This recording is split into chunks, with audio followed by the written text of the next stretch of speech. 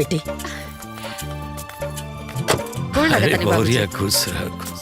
दादाजी गोड़ लागतानी। अरे अंजलि खुश रहो हेती चुकी रहे इतना बड़ हो गई। और दादाजी रउआ भी तो अभी तक एकदम हैंडसम और जवान बानी। हाँ? चाचा चाची ला छुटको भी आ गईली।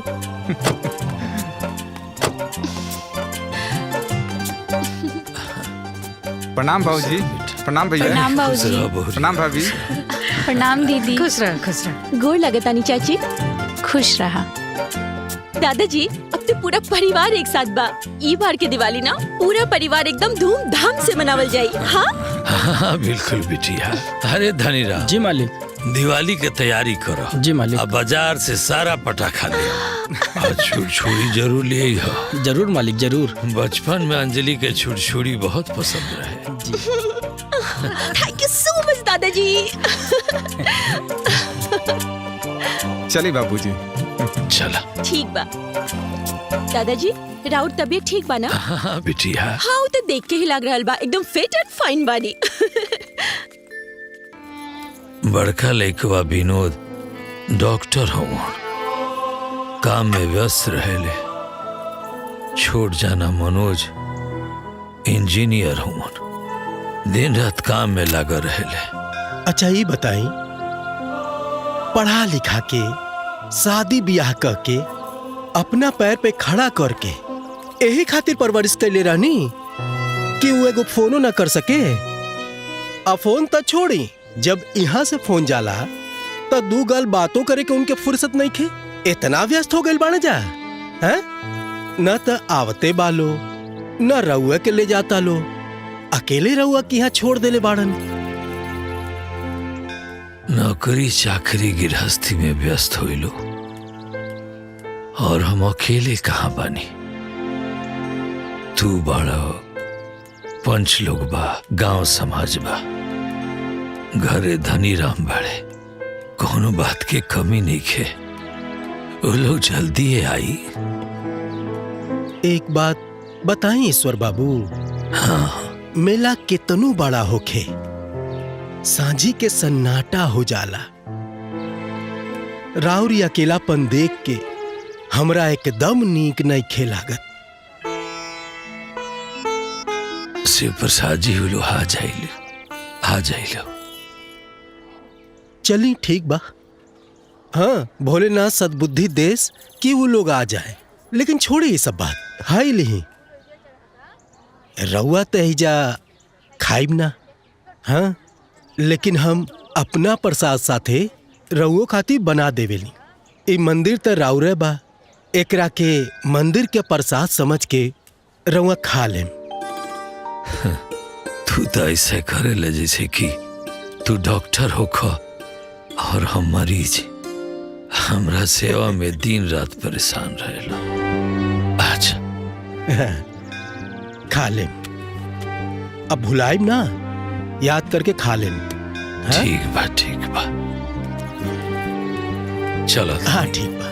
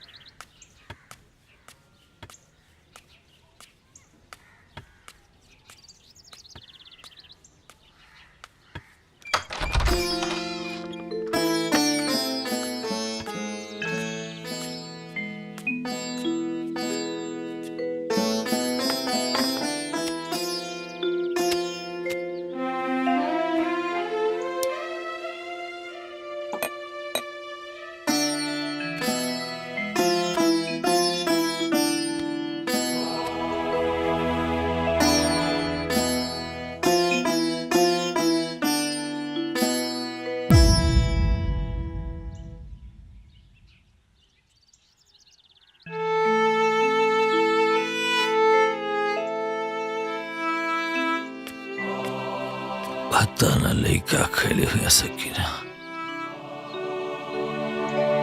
बाबा रउआ आज फिर मंदिर का खाना लाके खा लहनी। अरे तू चिंता मत कर, कुछ दिन में हमार लड़का फैका आ जाइलो। रउआ उनका लोग के लिए इतना परेशान रहेनी, उनके जवाब कोई तबे नहीं है। आज रख दम साजी खान खा ले।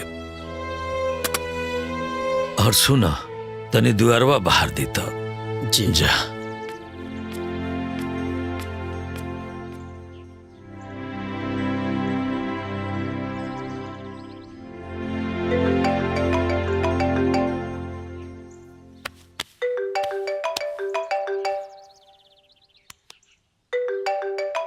छोटका बाबू के फोन हका। हाँ बेटा।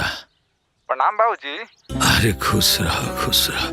बाबूजी ये बार दिवाली में हम भैया के फैमिली आवत दिन जा घरे दिवाली मनावे। अरे वाह, ये तो बहुत बढ़िया भाई। आवलो आवलो। रुका तनी धनी राम के बता दी।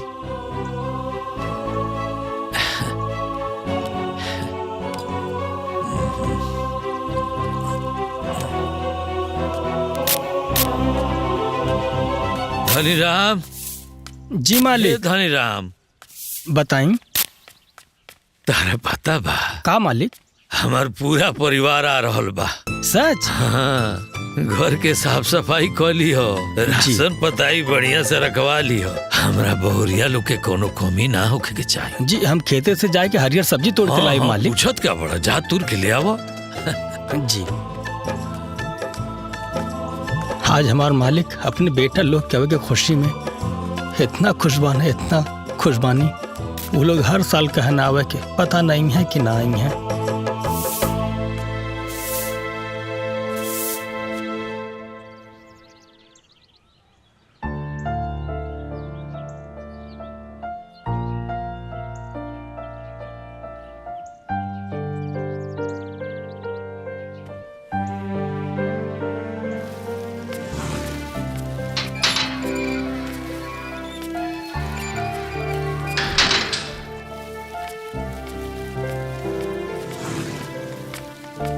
हाँ मालिक। कहा ले आइल बड़ा धनी राम? मालिक खेते गल रहनी, मुरई और चराई लेके आईनी है। लइका लो आवे वाला रहल हा लोग, का जाने काहे देरी होता। मोबाइल ले आओ, फोन करी। जी मालिक।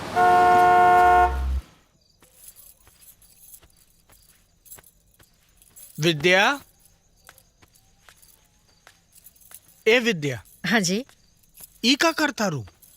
अरे दिवाली बीत गई, अब हमने के अपने घरे पटना चले के तैयारी करतनी। सुनी, जौने काम खातिर रौरा ए गांव में आयल बानी न, वो बाबूजी से बात करके वो खत्म करी। और याद नहीं खे, अपनी बेटी अंजलि के सगाई के दिन नजदीक आवता। अरे विद्या, दिवाली खत्म भइल बा, अब ये जाए के बात करीम तो नीमन ना लगी। तो रौरे का चाहतनी, डॉक्टरी छोड़ के 2-4 महीने एज रहब का?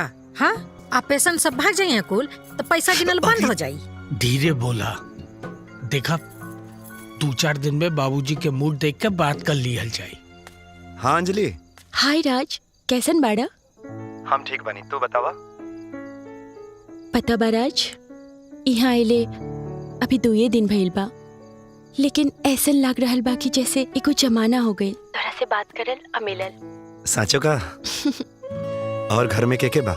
ई कोठी में दादाजी रहेनी, हमने तो पटना में रहनी जा, और चाचा चाची भी लखनऊ में रहेलन। लेकिन राज, हमरा के ना एको बात समझ में नहीं खे आवत कि इतना बड़ा कोठी में दादाजी आखिर अकेले कैसे रहेलन।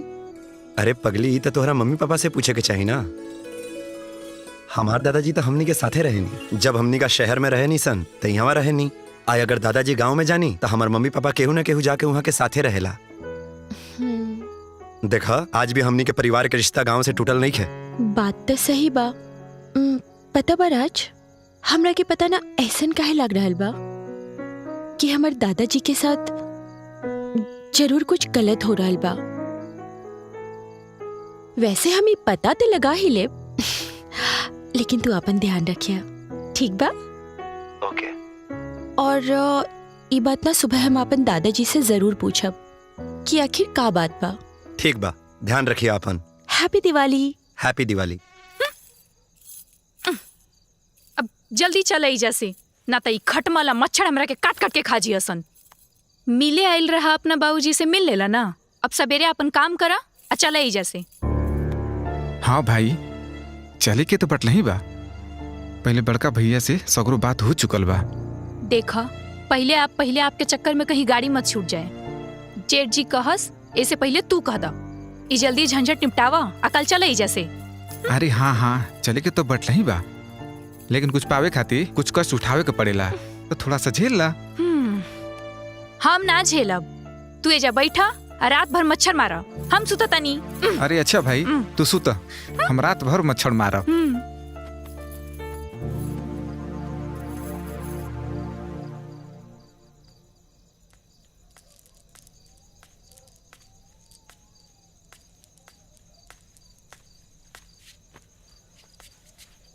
दादाजी, रवा ईका कर रहल बानी?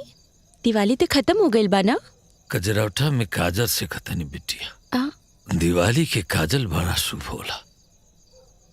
अच्छा दादाजी, इतना बड़ा कोठी में रवा के अकेले मन कैसे लागेला?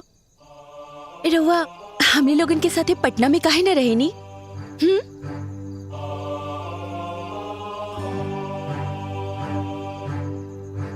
दिवाली के दिने तार दादी सबका की काजर लगावस। बिटिया ऐसा करो,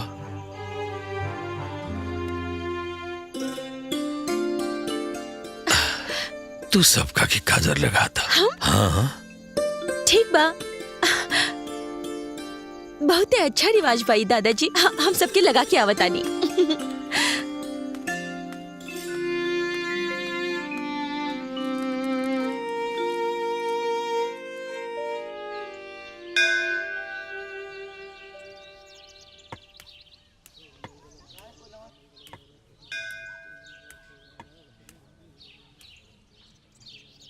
जय बजरंग बली। लैकन फैकन पर कृपा बनौले रखे।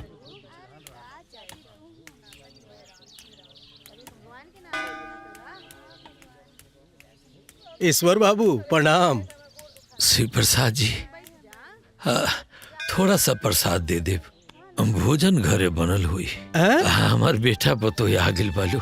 अच्छा, ये तो बड़ा खुशी के बात। जी जी ईश्वर बाबू, हाँ बड़ा खुशी की बात बा। जी, प्रसाद दे दे थोड़ा सा, हम ले जाए।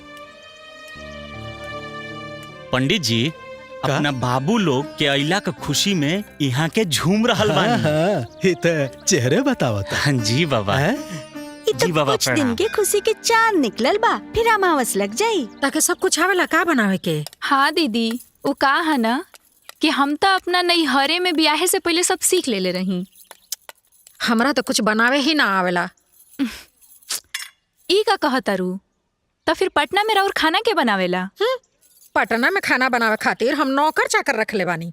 ओइजा कौन हमरा सास ससुर के सेवा और ड्यूटी करे के बा? ठीक कहा तारू दीदी। अच्छा ये बतावा, तोहारी यहाँ कब तक रह के विचार बा? अरे छोटको, हमार बस चले ना तो अब्बे खाई अब्बे बनाई और यहाँ से चल जाई। लेकिन तू तो जानते बाड़ू कि हमनी के का करे खातिर एजा आइल बानी जा। सही कहा तारू दीदी। अब जितना जल्दी एजा से निपटारा हो जाओ। साँच कहा तारू, जितना जल्दी हो जाए ना उतने अच्छा। मन सपना के महल बनावे, दुनिया ढेला चलावे, जिंदगी आके। अच्छा सुगंध आ रहल बा। आज घर में बढ़िया भोजन पानी बन रहल बा। जिंदगी आके खेला समझ में न आवे, जिंदगी आके खेला समझ में न आवे। बाबूजी का हो? सुनी। हाँ देखी, हम रउआ खातिर काली आइल बानी। का है बेटा? ई रहल धोती और ई रहल कुर्ता। और ये देखी नया गमछा, और ई रउआ खातिर बहुत सुंदर ई देखी जूता। एकर का जरूरत रहला? बाबूजी कमात केकरा खातिर बानी जा? खुश रहलू, माता रानी की कृपा बनल रहे। अरे बाबूजी रौरे आशीर्वाद से तो हमने के खुशे बानी जा। अच्छा बाबूजी हाथ मुंह धोली, खाना तैयार हो गई बा। हाँ हाँ दीदी अंजलि कहाँ गई बड़ी?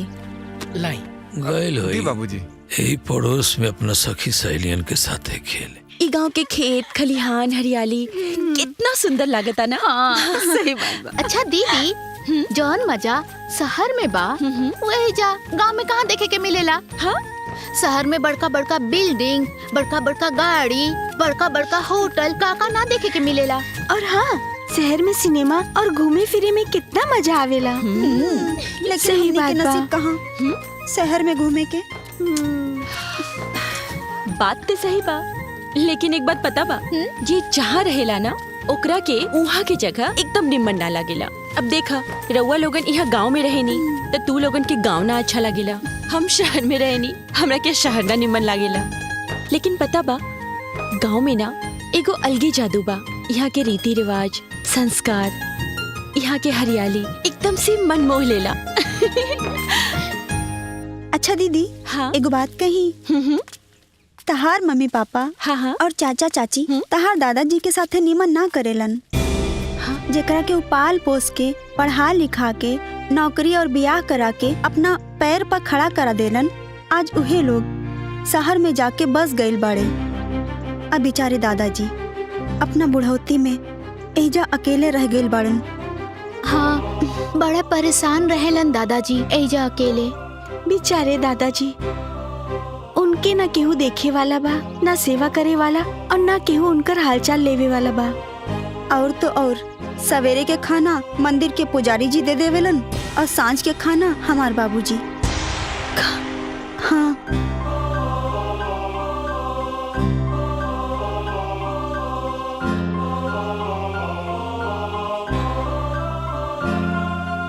चला घर चलल जाओ। हाँ चला।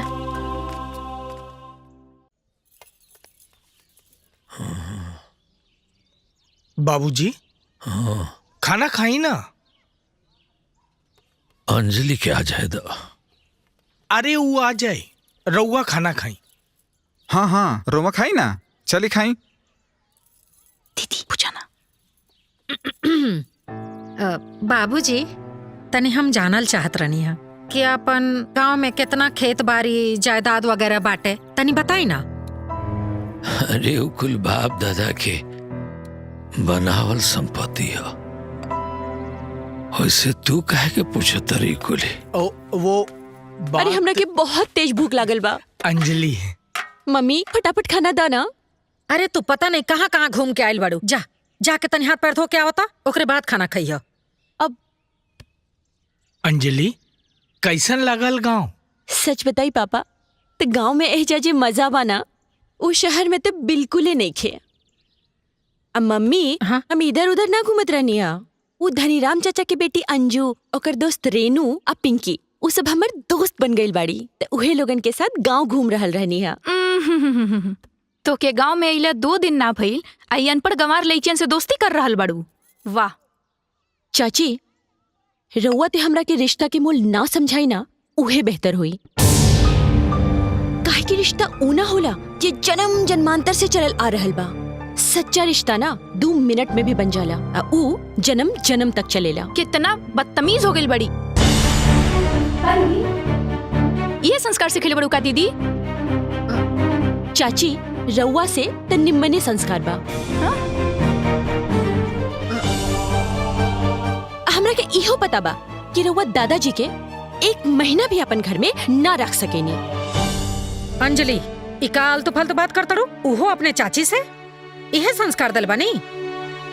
मम्मी हम कोनो आलतू फालतू बात ना कर रहल बानी। हमरा के इहो अच्छे से पता बा कि जब रउआ और पापा हमरा से कहेनी ना कि दादाजी पटना में ना रहे के चाहेले, तो असली बात ई बा कि रउआ लोगन दादाजी के अपना साथे पटना में ना रखे के चाहेनी। काहे से कि रउआ लोग के ते आराम से अकेले ऐश से रहे के बा। और एक बार भी सोचे नी कि यही जा दादाजी अकेले कैसे रह रहल बानी। अंजलि चुपचाप जाके हाथ धो के आवा।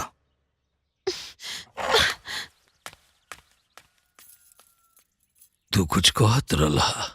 हाँ बाबूजी, वो हम और मनोज सोचत रहनी है जा कि शहर में जमीन बहुत महंगा बा और गांव में बहुत सस्ता।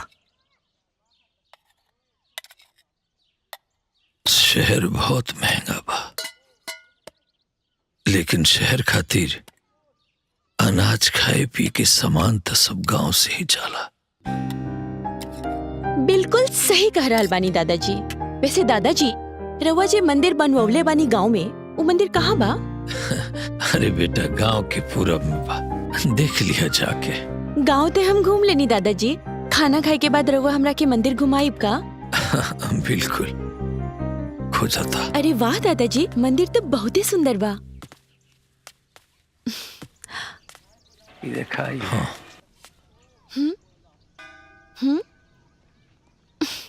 हर हर महादेव। चला पुजारी जी से मिल ला। वहाँ? हाँ। ठीक बा।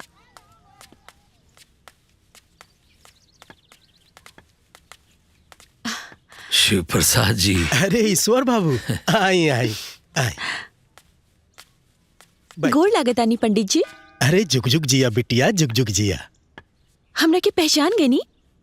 अरे जे दादाजी के छड़ी बन के आयल बिया, ओकरा के ना पहचानब तो केकरा के पहचानब? बिटिया, अब तू लोग इनकरा के छोड़ के ना जइह, और जब जइह ना तो इनकरा के भी साथ लेके जइह।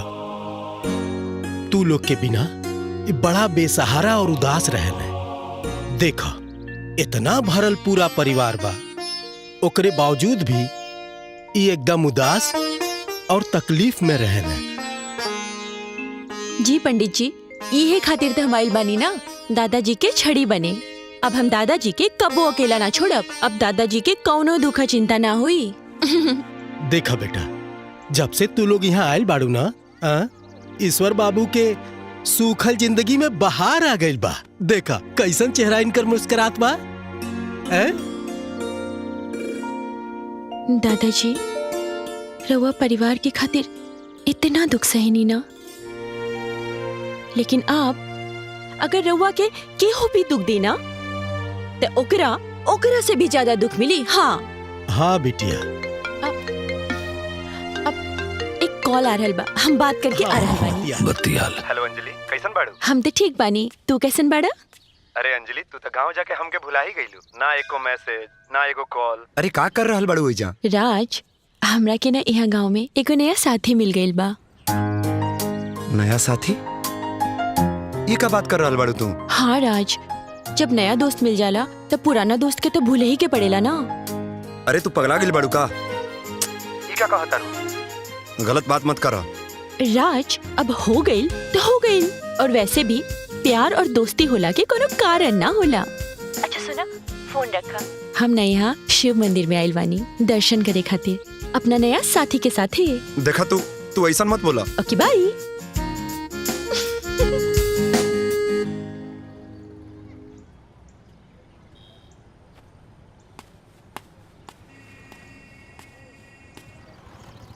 सर, रउआ अकेले यहाँ दुखी मन से काहे बैठल बनी?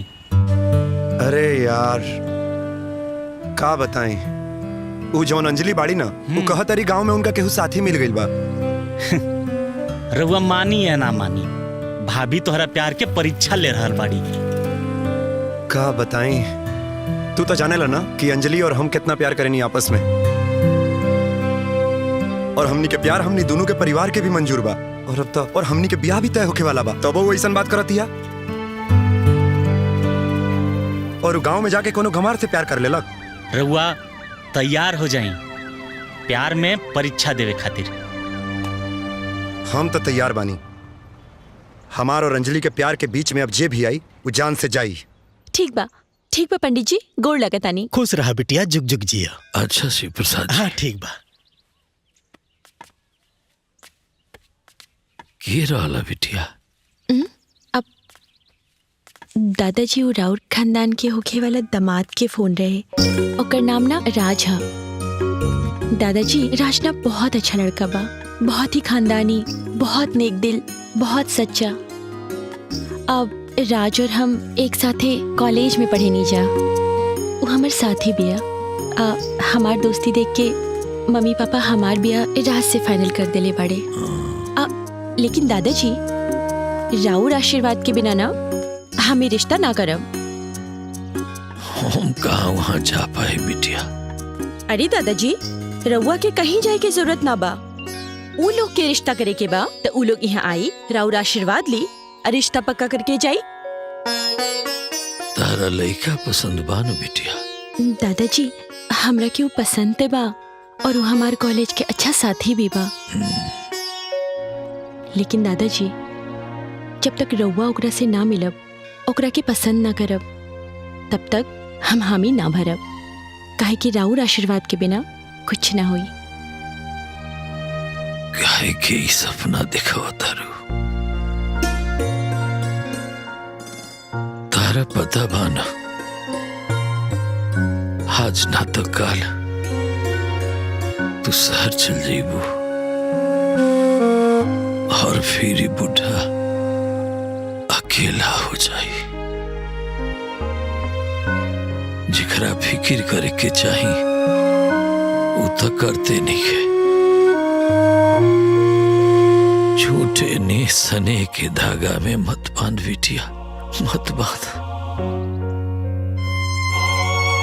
दादाजी ई कोनो रुई के रसरी ना ह, ई ना स्नेह, प्रेम, संस्कार और रीति रिवाज के धागा ह, जे केहू के तोड़े से कब्बो ना टूट सकेला। हाँ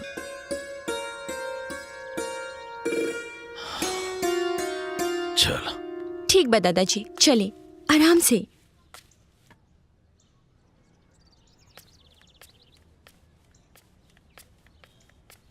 ए जी, अंजलि के पापा और मम्मी के गाँव गए तो ढेर दिन हो गई, अभी ले वो लोग आइल ना? अरे भाई डॉक्टर साहब गाँवे दिवाली मनावे गए बाड़न, आ जइहनु। काका बबुआ के बोला लाई। ठीक है मालकिन। हाय देखा, हाय लेकी टॉप आइल बिया। अरे वाह, तोरा मम्मी के सब ना बुझाला। देखी बबुआ आ गई। ए बबुआ, तोरा तो अंजलि से बात भइल होई ना? भैया के बात तो भइले होखी, हमरा होखे वाली भौजी से। तू चुप रह, कोनो बात हमर नहीं के भइल। अरे बबुआ काहे नाराज होता रहा? अरे वो गाँव में गइल बिया, नया जगह बा, नया सखी सलेहर मिलल होई, नया नया चीज मिलल होई देखे के, वही में व्यस्त होई, नाराज वाराज ना होखल जाला। और वही में कोनो नया नया साथियों मिल गइल बा।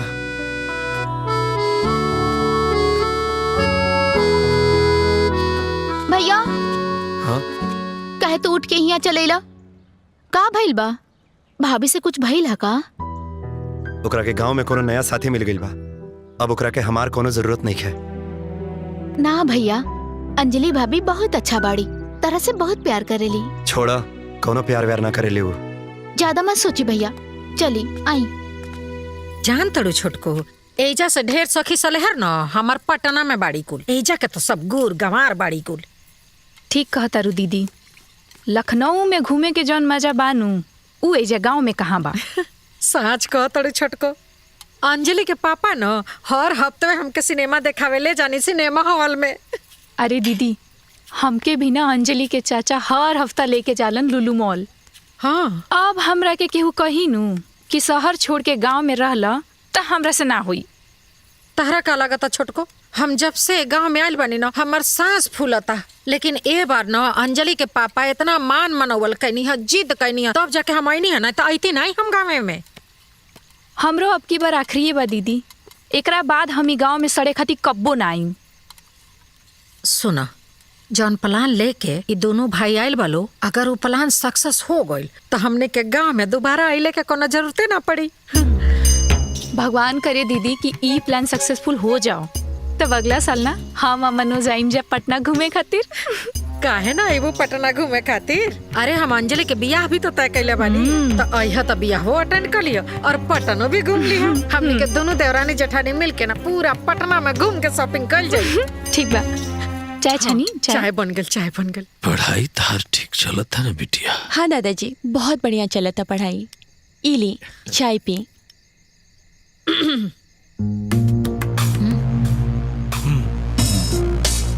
बाबूजी, हम पटना में एगो फ्लैट देख ले बानी। वाह, बहुत बढ़िया, बहुत उहे बढ़िया। खरीदे के सोच रहल बानी। अरे भाई तो खरीद लो, एमे का परेशानी बा? ना परेशानी कुछ ना।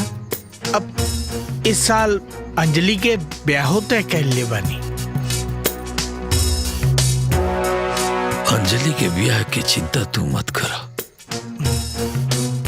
इनका ब्याह खातिर हम इतना अनाज पानी बेच के पैसा बचा ले बनी।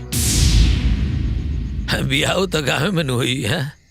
नहीं बाबूजी, वो पटना के रहे वाला बाड़े लो ना, तब बियाहो पटने में ही हुई। हाँ। गाँव में ना हुई।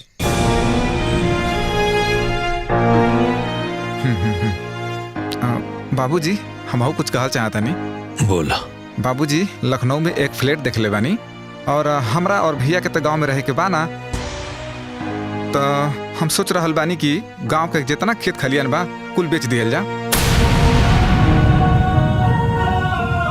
वैसे भी बाबूजी, रउआ कबो हमनी यहाँ रहले, कबो दीदी यहाँ। और आपके बात बा तो आप कोठी भी रह सकेनी और खर्चा पानी हम भैया भेजत रहब जा। काम के न काज के दुश्मन अनाज के। ससुर जी अपना बेटा के पढ़ा लिखा के बड़ कर देले बनी, तेजा बैठ के हमरे छाती पे मूंग दरत रहब का? बाबूजी, जाई गांव में रही, कहा कि शहर में बहुत खर्चा हो रहा बा और ये खाए पिए के खर्चा भी तो आपके बहुत हो गई बा ना। जल्दी तैयार हो जाई, गांव जाए वाला बस के हम पकड़ा दे रहा बानी आपके। तैयार हो जाई? इनका का कोनो तैयार होके शादी ब्याह में जाए के बा? जैसन बानी वैसे ही छोड़ के आई। जाना।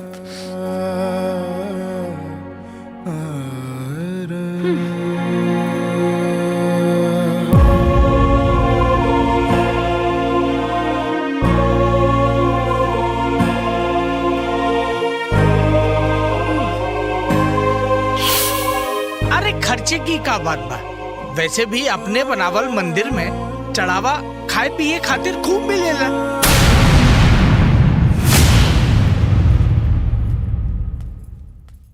बाद में बात करत हई। ससुर जी, ससुर जी, अरे जब देखता भाई रौरा लुंगी भाई का कल जला थोती खुटिया के सूत रहेली। अरे कम से कम ढंग से सुतल करी। अरे सोफा हा बहुते महंगा आवेला, रौरा समझ में ना आई। लेकिन रौरा का फर्क पड़े वाला बा? ना सूते के सहूर, ना बैठे के सहूर, ना कपड़ा लत्ता पहने के सहूर, ना खाए पिए के सहूर, कोनो चीज के सहूर ना रौरा। अरे पूरे सोसाइटी में ना रौरे हमार नाक कटवा के रख देले बानी। हम तो अपने सहेली कुल से रौर इंट्रोडक्शन करौले में शर्म आवेला कि रौरे हमार ससुर हैं। बाबूजी, हम हल चरावे वाला किसान ना हैं। ई पटना शहर में एगो नामचीन डॉक्टर हैं। ई रोज के किचकिच से अजीज आ गइल बानी हम। देखी बाबूजी, रौरे हमरे बात के बुरा मत मानो, लेकिन रहुआ ना शहर में रहे लायक नहीं की। अब एजा तो बिल्कुल जगह नहीं है। रौरा गाँव में चल जाए तो हमरा अच्छा लगे, सुकून आ जाए हमरा। अंजलि स्कूले गइल बिया, आ जाए तो चल जाती। अरे अंजलि आई है तो का रौरा औरतें उतारी हैं तब एजा से रौरे जाए। ए सुनी जी, तुरंते जाई यहाँ के लेके और जौन पहला ट्रेन मिले वही में बिठा के आई। रौरा बाप के झेल ना सकीला हम इतना दिन।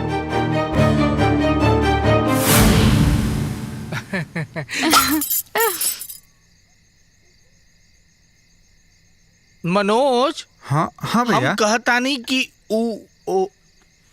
ई कोठी के भी बेच दिहल जाओ, आधा आधा बंटवारा कर लिहल जाए। हाँ तो का करे के बा? कल गांव में चल के सबके बोल दिहल जा और जे अच्छा भाव देई ओकरा के बेच दिहल जाई। पापा, चाचा जी, रउआ लोगनी का बोल रहल बानी? रउआ लोगन के बुझा रहल बा?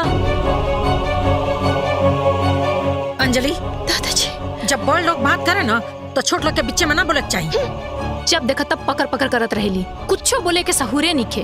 वैसे ससुर जी रउआ का सोच रहल बानी? अरे फैसला हो गया। हाँ, हो गई।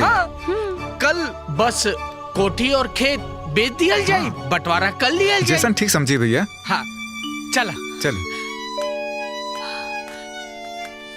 अंजलि, अंजलि, ए जा का खड़ा बड़ू, चल चल, हर बात में टांग अड़ा तड़ू, मार के तारा टांग तूर दे, चल अंदर चल।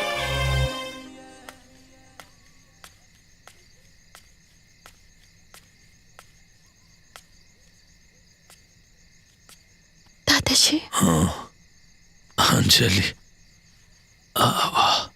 रवा खाना ना खाई। बैठो बैठो।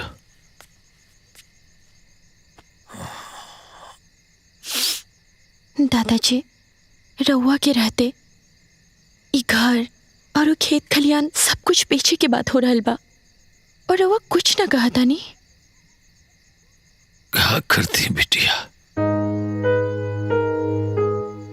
जब बाप की उम्र हो चला ना तो सबे मलिकाना चलावे लगेला। पता ना आज का है, तारा दादी के बहुत याद आ रहा बा।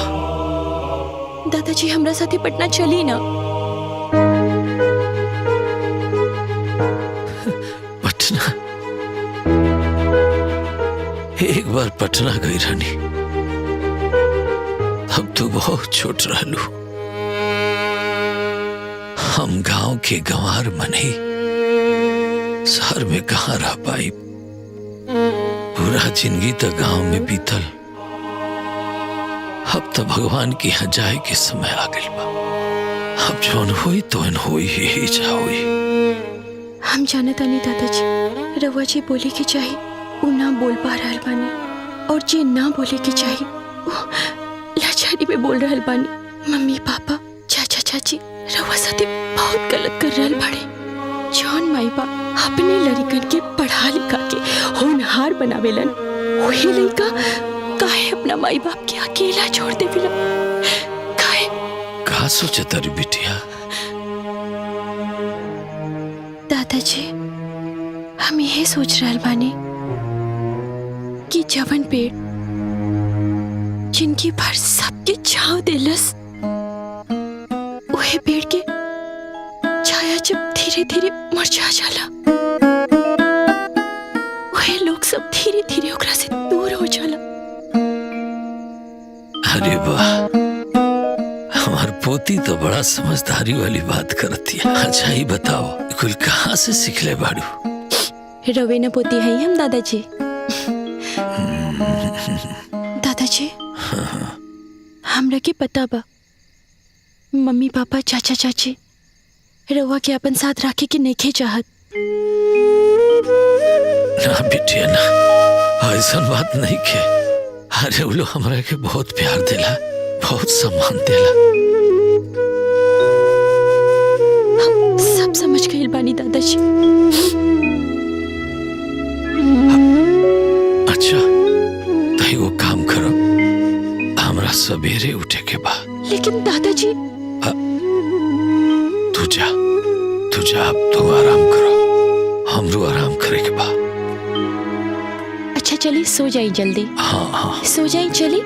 हाँ हम सो जाए। गोर लागत आनी। खुश रहो।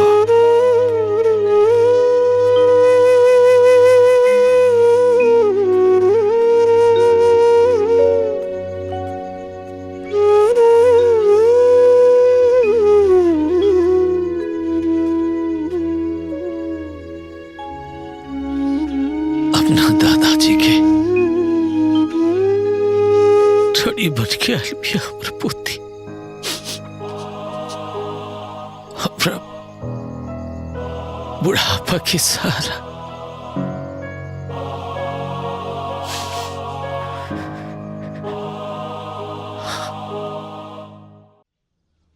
प्रणाम भैया। रामदीन काका। जी बाबू। अपन काम काज के व्यवस्था तू कहीं और काला, काहे कि घर और खेत खलियान सब बिके वाला बा। भैया तू कौनो पार्टी देखा और हमहू देख रहा बानी। जितना जल्दी केहू तैयार हो जाई उतना जल्दी बेच दिया जाई। ठीक बा? ठीक। हम चल रहल बानी और आप हो जाई। ठीक बा, खुश रहा। ठीक बा बाबू, अपन ख्याल रखिए। जा। प्रणाम। नमस्ते बाबू। अंजलि कहाँ बिया? अब ले अंजलि ना आई? अंजलि, ए बिटिया अंजलि। हाँ पापा। ये हो ना।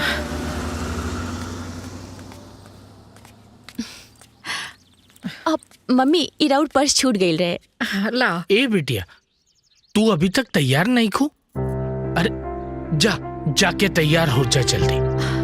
पापा, वो रामदीन काका के बेटी रेनू के बियाह बा और रेनू हमार पक्की सहेली बन गई बिया। तो हम सोचनी कि ओकरे बियाह के बाद आ जाए, और अगर रउआ लोग भी रुक जाती तो कितना अच्छा होइत ना। अंजलि, तू पगला गल बड़ू का? अरे नौकर चाकर गरीब गुरबा आदमी हुआ कुल, गरीब गुरबा के बेटे के ब्याह में तू जेबू? हाँ चलो चलो चलो, तू पटना चलो। मम्मी हम आ जाए, रउआ चिंता ना करी। हाँ तो ठीक बा, मरा ई जगह में हम जाता नहीं पटना। तू शांत रह। देखा बेटी, तू अपन सहेली से ना कहता। हाँ, पटना चला साथे। हाँ पापा, अब हम राउर छोट वाली अंजलि ना बानी। अब ना हम बड़ हो गई बानी। अब हम कहीं भी अकेले आ जा सकेनी। अरे जब वो रहे के कहतिया तो काहे ओकरा के जबरदस्ती ले जाता रहो? हम ब्याह निपटा के आ जाइब ना, प्लीज। ठीक बा, अपन ख्याल रखे। Thank you. ध्यान रखिए तू अपन। गोल लगत नहीं भाऊजी।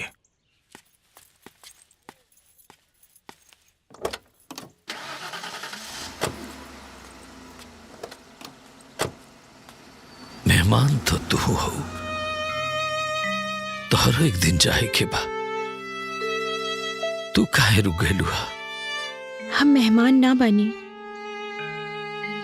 हम तेरा और पोती बानी दादाजी। अब हम यहाँ रह के अपन दादाजी के सेवा करब।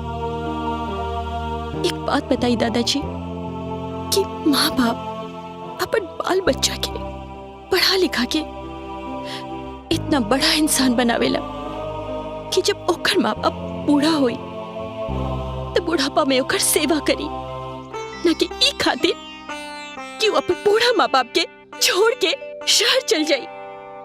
दादाजी, हम राउर छड़ी बन के दिखाई।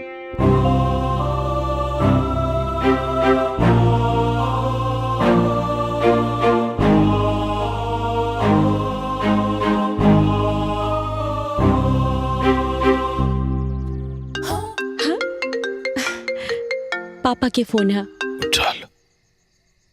हाँ पापा, गोड़ लागतानी। खुश रहा बेटिया। अरे तू कब आ रहल बाड़ू? कितना दिन हो गए तोहार सहेली के ब्याह ना खत्म भइल। देखा बेटिया, तोहार मंगनी के दिन पास आ रहल बा। राज के घर वाले पूछ रहल बाड़न। अच्छा पापा, हमरा के एक बात बताई कि राउर और मम्मी के मंगनी कहाँ भइल रहे? ई का पूछ रहल बाड़ू? बताई ना पापा, राउर और मम्मी के मंगनी या ब्याह कहाँ भइल रहे? गाँव में। जब राउर और मम्मी के मंगनी या ब्याह गाँव में भइल रहे, चाचा चाची के मंगनी या ब्याह गाँव में भइल रहे, दादा दादी तक के ब्याह गाँव में भइल रहे, तो अब हमार ब्याह भी गाँव में ही हुई। पगला गइल बाड़ू का? अरे तोहरा के मालूम बा तू का कह रहल बाड़ू? हम बिल्कुल सोच समझ के बोल रहल बानी। फोन तनी स्पीकर पर डाली तो उ का बतिया होती तनी हमहू सुनी। बोला। हेलो, तहर दिमाग खराब हो गल बा अंजलि? कैसन बात करो तड़ू पापा से? मम्मी, हमार दिमाग ना बिल्कुल ठीक हो गइल बा। और रउआ के पता बा ना, अंजलि एक बार जे सोच लेलस वो सोच लेलस। अब अगर भगवान भी आके हमरा के बोलिए ना कि हमार ब्याह कोनो और शहर में हुई, गांव में ना हुई, तो ये संभव ना बा। अब ये सब का नाटक है? मम्मी, नाटक हम ना रउआ लोग कर रहल बानी। ये बात से रउआ लोगन के खुशी होके के चाहिए, उल्टा उ बात पे रउआ लोग हमरा से बहस कर रहल बानी। असली नाटक त अब शुरू हुई, और ये हमार जिद बा कि हमार शादी ना मम्मी अब यहाँ गांव से ही हुई, ना कि शहर से। पापा से कह दी कि जाके राज के मम्मी पापा से बात कर ली। अगर वो लोगन के मंजूर बा तो ठीक बा, वरना टाटा बाय बाय। बिटिया, ये सब तो काहे कर रहल बाड़ू? का बात है बताओ तू अपने मन के बात। संस्कार रीति रिवाज भी कोनो चीज होला, रउआ लोग शहर में जाके कब के भूल गइल बानी। रउआ के पता बा कि यहाँ गांव में आके हमरा के समझ में आई कि संस्कार का होला, रीति रिवाज का होला। आपन लोगन से बढ़ के ना कौनो खुशी ना होला। हमरा के तो ये बात समझ में आ गई बा, और रउआ लोगन के भी जितना जल्दी समझ में आ जाई उतना ही अच्छा हुई। ठीक बा, हमरा के बहुते काम बा, हम फोन रख रहल बानी। गोड़ लागतानी, बाय। अब अंजलि फोन काट दलोस। पता ना अंजलि के का हो गई बा। हमहू के कुछ समझ में नहीं आवत जी कि एकरे मन में का चलता, का चाहती आई। का करी अब? वासुदेव बाबू को कहब तो उ का सोची है? डॉक्टर साहब से बात भइल हा? उ लोग ऐनी कि ना अभी? अरे डॉक्टर साहब तो दिवाली बना के कहिए गांव से आ गइलन, लेकिन अंजलि हमरा बुझाता कि ओहिजे रह गइल बिया। अरे तो वो आइए जाई, डॉक्टर साहब से बात कर लेब, कहे से सगाई के दिन नजदीक आवता। भैया हाँ यहाँ आई, यहाँ तो आई, बैठी। ए बबुआ, अंजलि से बात कैला ह? अभी ना। भैया भौजी के फोन लगाई और हम बात करब और पूछब उनकरा से गांव से कब आ रहल बाड़ी। तो चुप रहा, ओकरा से बात कैला के कोनो जरूरत नहीं है। भैया फोन लगाई। का भइल बबुआ? अंजलि से कोई कहा सुनी हो गइल बा का? फोन मिलावता तू? ठीक बा, मिलाओ तनी।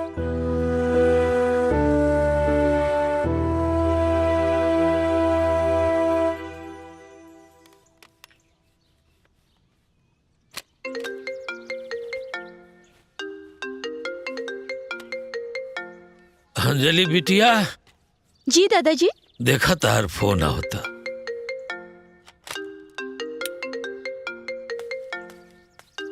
हमार फोन? अब दादाजी, राउर घर के होखे वाला दामाद के फोन आ रहल बा। अच्छा, हम बात करके आ रहल बानी। बतिया लो। हेलो। हाँ अंजलि, पटना कब आइबू? जब तू बारात लेके आ जाए तब। अच्छा, वही जगह करता रू? पता बा राज, यहाँ ना हमरा के एगो क्यूट सा साथी मिल गइल बा, और ओकरा के छोड़ के आवे के मने नइखे करत। एक मिनट। अच्छा, हमरो तोरा साथी से मिले के बा। अच्छा जी, तो आ जाई रामपुर, भेज दी एड्रेस। आयम, जरूर आयम, और गाजा बाजा के साथ आयम, और तोहरा साथी के सामने से तोहके उठा के ले आयम। लेकिन ध्यान रखिया, कहीं ऐसा ना हो जाए कि हमारे क्यूट साथी के देख के तोहार मन भी बदल जाए, हम दोनों के एजा गाँव में ही रह के पड़ जाए। अच्छा, तू तो टाइम बताई। अच्छा सुना ना, हमरा के बहुत कपड़ा प्रेस करे के बा, हमरा के बहुत काम बा, हम तोरा के बाद में फोन करब। Bye, love you. अरे सुना ना, सुना। आप पानी पी।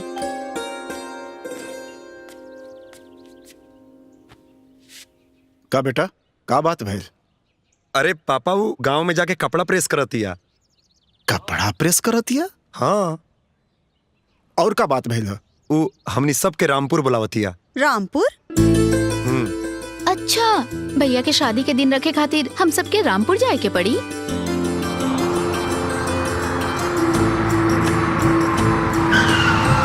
अरे आ गए नी लोग, चलिए।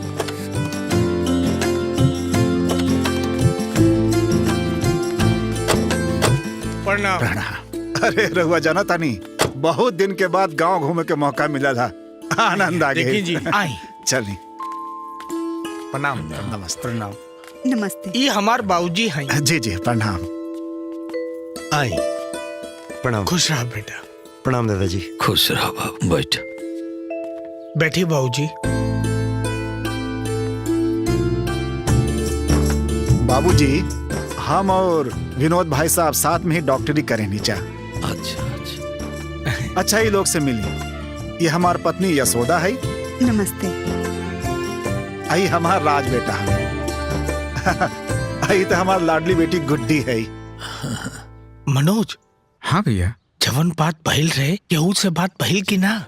जी भैया, अभी फिर से आइल बन गया। हाँ। तो अंजलि के शादी के दिन निकला जाता। हाँ। तो ओकरा बाद वो काम कर लिए जे, और वो कहा बा कि बहुत लोगन से बात हो चुकल बा, और ये गांव के लोग ही तैयार बा दाम देवे खातिर। ठीक बा। ए अंजलि के माई, अंजलि के लेके आवा। तब तक पंडित जी दिन तारीख निकाली ना। हाँ बेटा हाँ।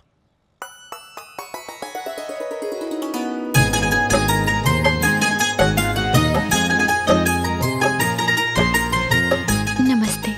नमस्ते। खुश रहो। प्रणाम मम्मी जी।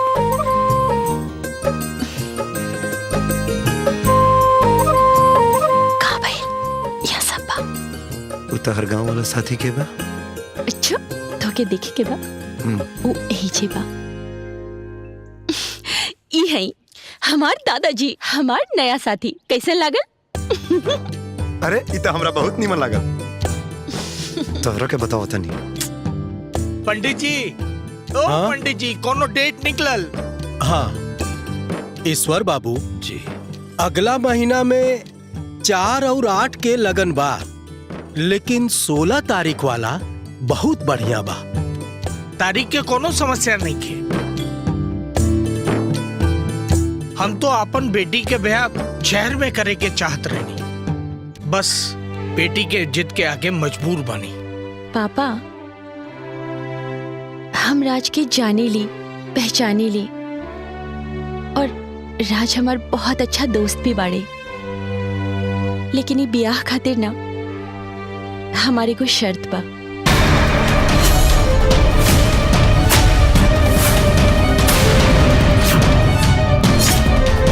कैसन शर्त बिटिया?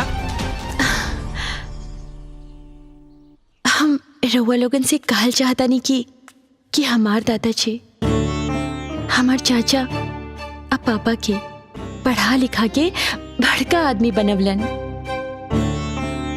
ये लोग के इतना होनहार बनवलन कि जब वो बड़ आदमी बन के बाहर निकली तो शान से अपन सिर उठा के चल सके।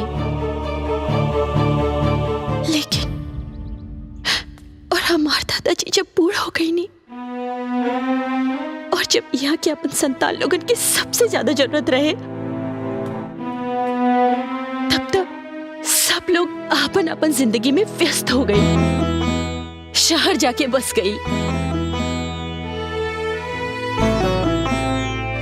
और एक बार भी ना सोचनी कि दादाजी बुढ़ापा में कैसे रहे। और ते और दादाजी से ये बात करके दादाजी के और दुखी कर देनी, ये कुल प्रॉपर्टी बेचे के बात करे लगनी।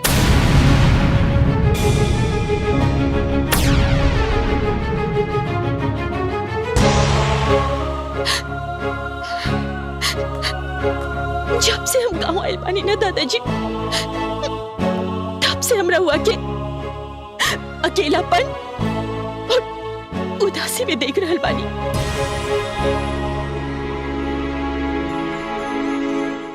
लेकिन एकरा से रउआ लोगन के का फर्क पड़ेला? कुछ ना।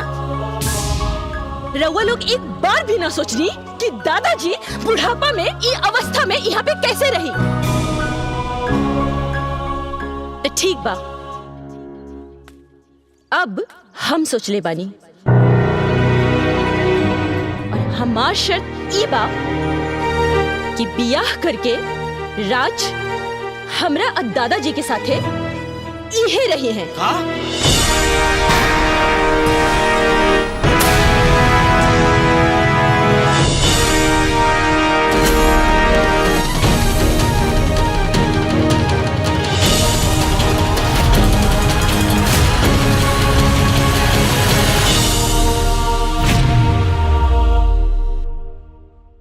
कॉल करें।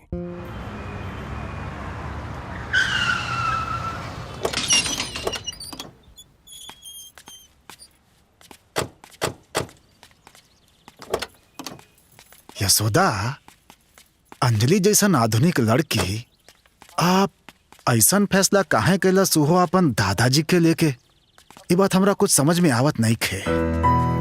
हमरो यह नहीं खे बुझात कि जिंदगी भर से शहर में रह के वो लड़की एकदम से फैसला काहे रखलक देहात में रहे के। आजकल लोग गांव छोड़ के शहर में रहे चाहता, वही अंजलि भाभी शहर छोड़ के गांव में रहे चाहता रही। हमके तो लागता कि गांव में कोई ओकरा के जादू टोना कर देले बा। जन्नी यही से तो गांव में रह के चाहतिया, और ना तो घर जमाई पति खो जातिया जे घर में जमाई बन के रहे। एगो बात कही, विनोद जी के मना कर दी, रिश्ता हमरा के मंजूर नहीं खे। तू सही कहता यशोदा, हमरो यह लागता। ना पापा, हमरा लागता जरूर है में अंजलि के कोनो ना कोनो मजबूरी बा। हम ओकरा के बचपन से जानीला, या तो हमरा प्यार के इम्तिहान लेवे के चाहती है तो कोनो बात ना, हम ओकरा प्यार में कोनो इम्तिहान देवेला तैयार बानी। चाहे कुछ हो जाए, हम शादी जरूर करब, भले ओकरा ला हमें घर जमाई काहे ना बनने के पड़े।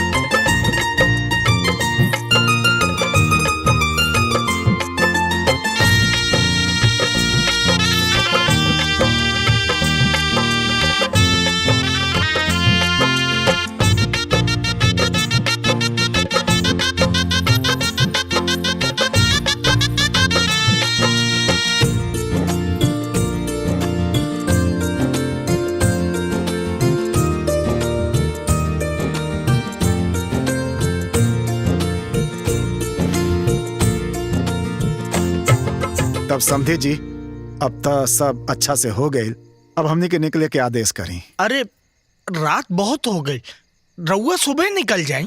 समझी जी, जाए दी, गाड़ी बा हमने निकल जाए। हे राज बेटा, जब से तू पैदा भइला ना, तब से आज तक तोरा कभी अपना से दूर ना कहनी। काहे जाना तारा, हम तो सोचत रही ना कि अपन गुड्डी बिटिया के जहिया विदाई करब ना, तो ओकरे विदाई के गम हमरा के बर्दाश्त करे के पड़ी।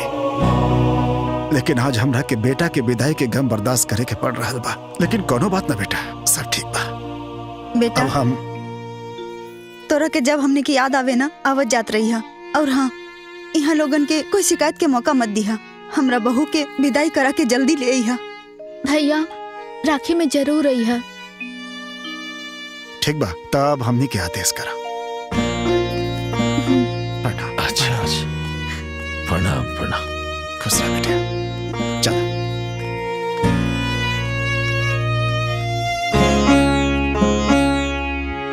आज पता चला, जब केहू अपना से जुदा होला तो कितना दुख होला।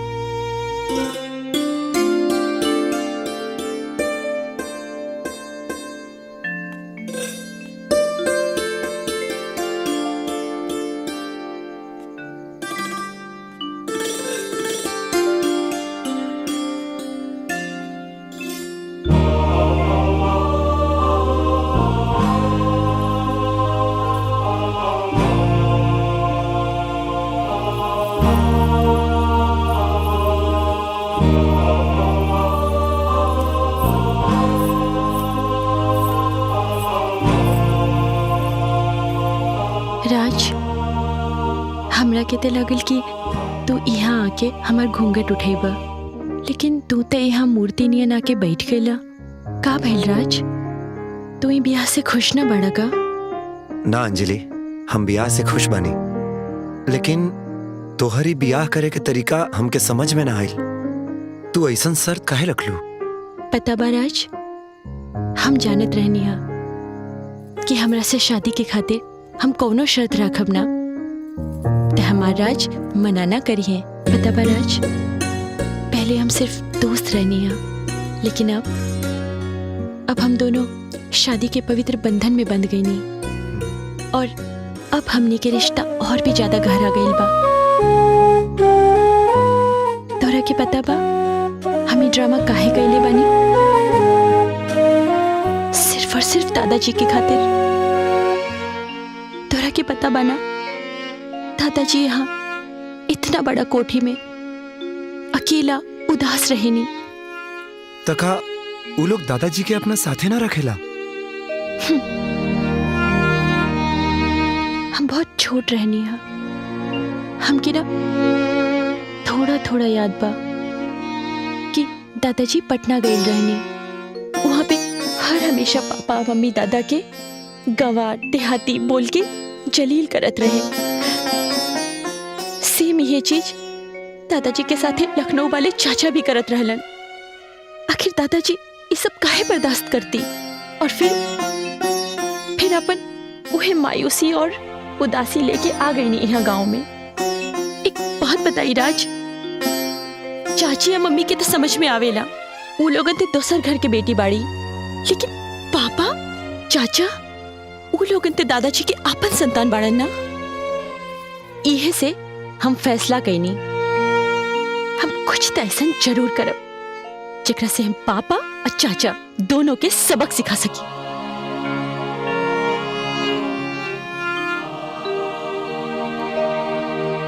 आज हमरा पता चलल कि हमर प्यार कितना अकलमंद बिया।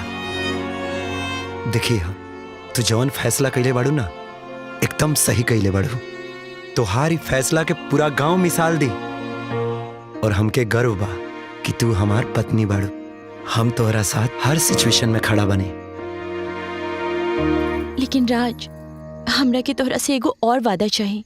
हाँ बोला ना। हम तो दोस्त हैं, और अब हमनी दोनों की शादी हो गई बा, तब पति पत्नी भी बन गई बानी।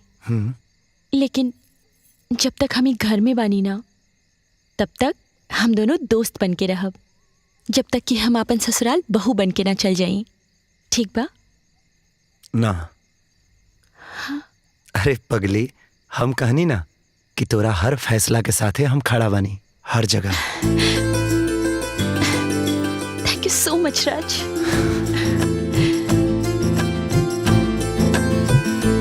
पता नहीं ये लड़की के का हो गइल बा, का चाहतिया, का करी हम, हमरा तो कुछ समझ में नहीं के आवत। विद्या, धीरे बोला। अंजलि के ब्याह हो गई, अब का करे के बाव का ना, ई सोच के कोनो फायदा नहीं के। अरे हम तो ये सोचत रहनी हो कि अंजलि के पागलपन से कि राज और ओकरे घर वाला ये रिश्ता तोड़ दिए को, लेकिन नहीं। देखी बियाह करके ओकरा के घर जमाई बना के हमनी कपार पर बैठा देलक। अरे चुप रहना, बाहर केहू सुन ली। अब हमनी के एजा रहीजा कि पटना जाके डॉक्टरी छोड़ दी। अब हमके कुछ समझ में नहीं खियावत। ए जी, ये अंजलि के शादी पर ना राउर भैया भाभी झूठो के गुस्सा होके के नाटक कर रहल बा लोग। बेटी के जरिए ससुर जी के पटा ले बा लोग। अब बेटी दामाद घर में रही लोग तो प्रॉपर्टी तो उनके न होई, हमनी के हाथ में आई खाली बाबूजी के लाठी। भैया हमनी के साथे ऐसन कबो ना करिया। और पूजा तू ऐसन काहे सोच रहल बाड़ू? ओ भैया के भक्त, भैया ऐसन ना करिहन, बाकी भैया के बेटी तो ऐसन करिए। ये ऐसन बुढ़वन जैसन मत बैठा। लखनऊ जाए से पहले फैसला हो जाए के चाहिए। ठीक कहा ताड़ू पूजा, का लेकर फैसला हो के रही।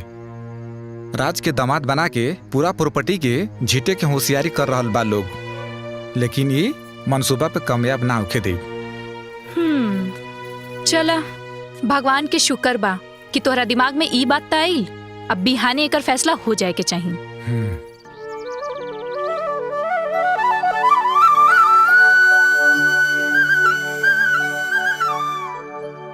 हे तुलसी मैया, हम दादाजी खातिर जवन फैसला ले बानी, हम ओकरा के निभावे में सफल हो सके। हमरा के इतना शक्ति दी, हमरा के इतना शक्ति दी माई।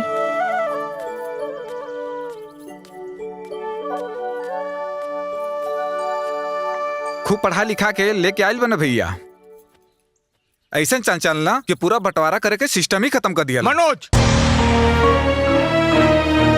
ई का नाम साला बोल रहल बड़ा। काहे ना बोली है जेठ जी, काहे ना बोली है ई? रउआ लोग अपना बेटी अंजलि के मोहरा बना के पूरा प्रॉपर्टी हथियावल चाहतनी। रउआ लोग के ई चाल हम कामयाब ना होके देब। ई प्रॉपर्टी में हमनी के भी हिस्सा बा, आई हिस्सा हम लेके रहब। अरे हमने के पहले ही परेशान बानी जा अंजलि के फैसला के लेके। और एगो तू बाड़ू जौन तारे मुंह में आवत आलतू फालतू बात करत अड़ू। अरे कुल का होता भाई? रउआ बीच में मत बोली ससुर जी। मनोज चुप करा ले इन करा के। जीवन हो रहा बा उ निमन हो रहा बा। अरे चाचा पापा एक मिनट, हम ये कहत रहनी हा रउआ लोगन के अगर भजन कीर्तन खत्म हो गइल बा तो चल के खाना खा ली। और वैसे भी रउआ लोगन ना यहाँ मेहमान बानी, तो जब तक मन करे आराम से रही और जब मन भर जाए ना तो वापस अपन अपन काम पर लौट जाए। और हाँ, रउआ लोग ई मत सोचेम कि घर में दामाद आ गइल बा तो एक कुल संपत्ति जमीन जायदाद कोठी सबके हाथ से निकल जाए। जब तक दादाजी बानी तब तक की कुल संपत्ति सिर्फ और सिर्फ दादाजी के ही रही। और जब दादाजी ना रहेम ना तो रउआ लोग वापस आई और अपन अपन हिस्सा लेके चल जाए। अंजलि, हाँ का हो गइल बता के? काहे इतना बात करतड़ू तू? प्यार हो गइल बा माँ। हाँ प्यार हो गइल बा अपन परंपरा संस्कृति और संस्कार से, जे रउआ हमरा के कभी न सिखा पाऊनी। लेकिन पता बा माँ, अब ना हमरा के अपन परिवार के महत्व समझ में आ गइल बा। एक बात बताई, जैसे रउआ लोगन दादाजी के बुढ़ापा में ऐसे ही छोड़ के चल गई नी, वैसे अगर हम रउआ लोगन के बुढ़ापा में छोड़ के चल जाई तो रउआ लोगन पे का बीती। दादाजी रउआ हाथ मुंह धो के खाना खा ले और रउआ लोग भी चले। चले सब केहू खाना खा ले हो। दाल चावल रोटी सब तैयार हो गइल बा। अंजलि रउआ चली, हम रोटी बेलम रउआ सेक दी। अरे वाह पतिदेव जी। जी पत्नी जी। राज बेटा, तू अपना बाबूजी के इतना बड़ा कारोबार छोड़ के एजा गांव में रह पाईबा? उका है ना ससुर जी, इतना बड़ कोठी, इतना लंबा चौड़ा खेत बाड़ी, ऊपर से आसमान जैसन छाता नियन दादाजी और अंजलि के साथ। जब ये सब कुछ हमारा पास बात और का चाहिए। खैर ये सब चीज आप लोगों के समझ में ना आई। चला अंजलि खाना बना लिया। ठीक बा, आई लोग खाना खा ली। ठीक है ठीक है, चली। हाँ चला। वाह, जे पराया रहे वो आपन हो गई, जे आपन रहे वो पराया हो गई।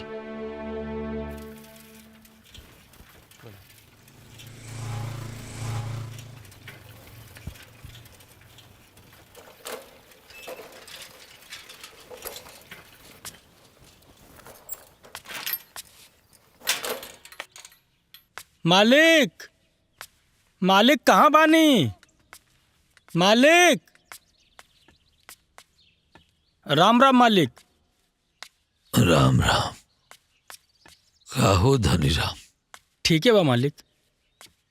और कुल बताओ का होता? सब ठीक बा मालिक, सब राउर आशीर्वाद बा। बैठी मालिक। खेती बाड़ी सब बढ़िया? जी मालिक, सब बढ़िया बा।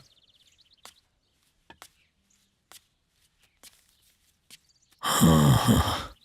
मालिक, ये साल के गल्ला का ई स्लिप सगरो पैसा राउर खाता में जमा कर देले बानी। बढ़िया किला। एकिल नहीं मालिक। 8 लाख रुपया? तनी हमू देखी। हाँ, इतना पैसा खेती बाड़ी से आवेला? धनी राम, इस ससुर जी के खाता में कुल कितना पैसा होई? अरे कम से कम 40 से 50 लाख तो होकबे करी। हाँ। बाबूजी सगरो पैसा निकल वाली, काहे कि हमनी के बहुत जरूरत बा। दादाजी के पैसा पे सिर्फ और सिर्फ दादाजी के अधिकार बा। उ जेकरा के चाहिए ओकरे के दिए। यानी कि तू हड़पल चाहत दादाजी के कुल पैसा? हाँ मॉडर्न चाची जी। भैया राउ चाल सब समझ में आ रहा बा हमके। आप लोग दामाद उतार के घर जमाई बना के पूरा प्रॉपर्टी के हड़पल चाहत लोग। ए मनोज, देखा अंजलि के करतूत से हम खुद परेशान बनी और तू का कह रहल बड़ा? हाँ, तोहरा के हमरा ऊपर विश्वास नहीं के, इल्जाम लगा बता रहा हमरा ऊपर। धन दौलत के आगे भाई भाई के दुश्मन हो जाला। सही कहानी रहुआ लोग, बिल्कुल सही कहानी, लेकिन एक आखिरी फैसला दादाजी ही करें। धनीराम मालिक, राजबाबू के तनी खेत देखा था। आई पहुना, चल के खेती बाड़ी देख ली।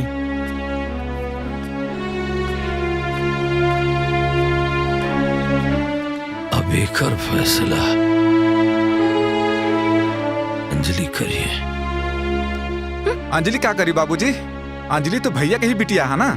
पैसा अंजलि के मिले या भैया के मिले, बात तो एक ही बा ना। हमार हिस्सा कैसे मिली? बिल्कुल सही कह रहल बानी चाचा जी। इहे से हम ई फैसला ले ले बानी कि दादाजी के सगरो संपत्ति से ई गांव में स्कूल और हॉस्पिटल के निर्माण करावल जाए, जेकरा से सगरो के कल्याण हुई। राज बाबू जी चाचा, ई जितना ई सब खेत लौकत बा, ई सब ईश्वर मालिक कहा, और वो सागौन और आम का बाग है ना, वो सब ईश्वर मालिक का कहा, वहाँ से लेके दीवार तक। हाउ देखा, विनोद बाबू के दामाद खेतवैया करे लागल। घर जमाई तो है हवन, खेतियो बाड़ी कर तरन का। हाँ, सुनले बानी कि अंजलि बाबूनी के विनोद बाबू के दामाद से पहले ही से चक्कर रहे। हाँ तो इस शहर में चलेला। जानता नहीं काका, ये सब खेत बाड़ी ही हमनी के भारत देश के शान है। पूरा दुनिया में एगो भारत ही ऐसा देश बा जहाँ कोनो देश से अनाज ना खरीदल जाला। हमनी के खुद आपन अनाज यहाँ पैदा करेनी, यही से ही देश के किसानन के देश कहल जाला। ये तो है राज बाबू, विज्ञान कितनो तरक्की कैले, बगैर खेती बाड़ी के कौनो देश आगे ना बढ़ सकाला। और शहरी लोग के लगेला कि हमनी के किसान है और बड़ा परेशान है। हमनी के मेहनत से रोटी मिलेला और हम ही हिंदुस्तान है। एकदम सही कहानी। वाह चाचा जी, वैसे बातचीत ही चलत रही कि खाना खाए के भी विचार बा। अरे खाना काहे ले आइलू हो? हम तो घर ही आवत रहनी खाए। हम रउआ खातिर ना, हम तो चाचा जी खातिर खाना लेके आइल बानी। का जरूरत रहले बिटिया? खाना खैला बहुते जरूरी बा चाचा, तब तो इतना मेहनत हुई। यही सब की वजह से मालिक इतना परेशान रहे ना। और तू जोन फैसला कैले बाड़ू, वो एगो लड़की खातिर ये मिसाल बा। हमरा के अकेला के कैला से ना ई कुल संभव ना रहे चाचा जी। उते राज के साथ से सब कुछ संभव हो गइल बा। अंजलि, हम तोहर सिर्फ साथ देले बानी, लेकिन तोहरा जैसन सोच के हर इंसान हो जाए ना, तो कोनो माई बाप औलाद ला बोझ ना बनी। हर माँ बाप अपन जीवन खुशहाली से बिताई। ठीक बा बचवा, तू लोग घरे जा, हमके बहुत काम बा। और तू खाना लेके आलू बिटिया, तो हमके भगवान खुश रखें, खूब बढ़िया तू लोग निरोग रहा। हमके बहुत काम बा, हम खा ले, तू लोग घरे जा। ठीक बा चाचा जी। चला घरे चला। ए जी सुनी ना, मौसम कितना सुहाना बाना। चली हम रवा के गंगा जी घुमा के ले आवतानी। हाँ चली। बहुत तेज बनतिया वो अंजलि, जौन एक तीर से दू शिकार कइल चाहतिया। अरे हम तो कहतानी कि वो सफल भी हो जाई। अरे हुआ ना, बैठ के अपन भैया के मुंह देखत रहब।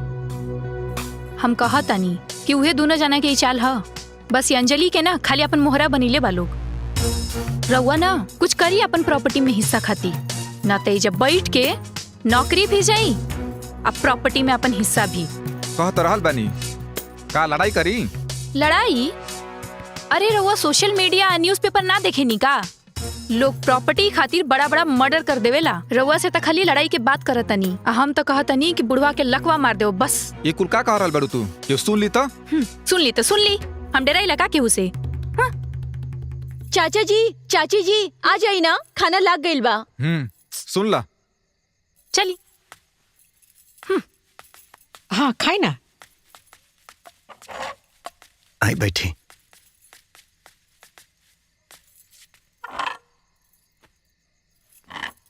चाची, जब ले गांव में बानी तब ले कम से कम अपन ससुर और जेठ के सामने तो साड़ी पहन ही सकेली ना। संस्कार और रीति रिवाज के निभवला से ना केहू छोट ना हो जाला। अंजलि, तू हमके रीति रिवाज और संस्कार तो मत ही सिखावा। तू जौने तरीका से हम सबके नीचा दिखा के अपना मर्जी से शादी कैले बड़ू, ई कौन सा संस्कार में आवेला? ई शादी ना हम बड़ बुजुर्ग के सेवा करे खातिर कैनी है। और वैसे भी जे काम रउआ कबो न कर सकेनी ना, ऊ काम अब हम करके दिखाई। बाबूजी हमार हिस्सा हमके अलग कर दी।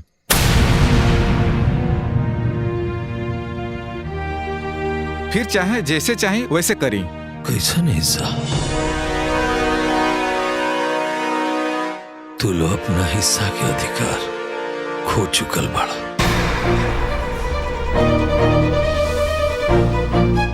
अब यहाँ जौन कुछ भी बाना हमरा पोती के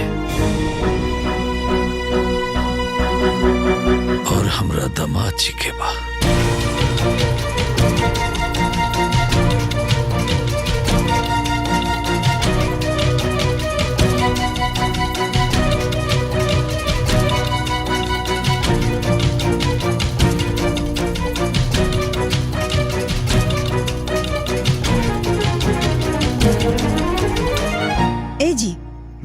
आज का जानी काहे सवेरे से बबुआ के बड़ा याद आवता।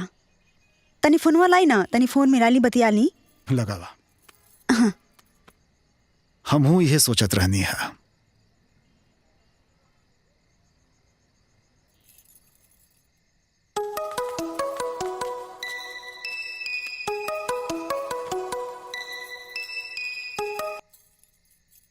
हाँ प्रणाम मम्मी। खुश रहा बाबू, कैसन बड़ा तू? ठीक बानी मम्मी। आप लोग की बहुत याद आवता। आप लोग जहाँ जाना। ए बाबू, कहीं भी बच्चा रहे लेकिन माँ बाप के आशीर्वाद रहेला साथे। एगो बात जान तारा, तू अंजलि के सपोर्ट कर तारा ना, बहुत पुण्य के काम कर तारा बबुआ। और हमनी के तारा साथे बानी। अगर तू कमजोर पड़ जाई बना तो अंजलि भी कमजोर पड़ जाई। मम्मी आज ले रुआ लोगन के छोड़ के कबो इतना दिन रहल नहीं खे। तहार पापा के गुड्डी के बहुत याद आवता। ए बबुआ ला पापा से बतिया ला। हेलो। प्रणाम पापा। अरे खुश रहा बेटा। ए बेटा, अरे तू तो बहुत बहादुर बड़ा हो। देखा कोनो बात के चिंता मत करिया। अब बहू के पूरा साथ दिया बेटा, और हमने के सारा लोग तोरे साथ बानी जा। अब तू तुमको चिंता मत करिया बेटा। जी पापा। हमने की याद करता बबुआ। अरे जब हमनी को ओकरा इतना याद करता नहीं तब वो तो याद करते ना होई। राज, तू हमार निजी स्वार्थ के खातिर अपन माँ पापा से दूर हो गईला ना। हम तोहरा साथे बहुते अन्याय कैले बानी। हाँ। अरे ना अंजलि, अपना के छोड़े के दर्द का होला ये आज हमके पता चलल।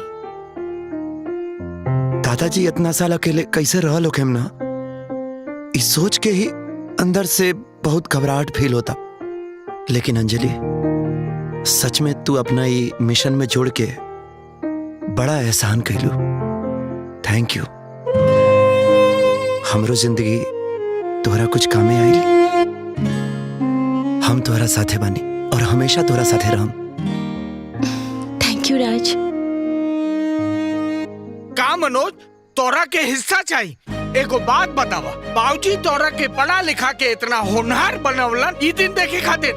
हाँ? अरे आजले बाबूजी खातिर तू का कइले बड़ा? अच्छा हम का कइले बानी?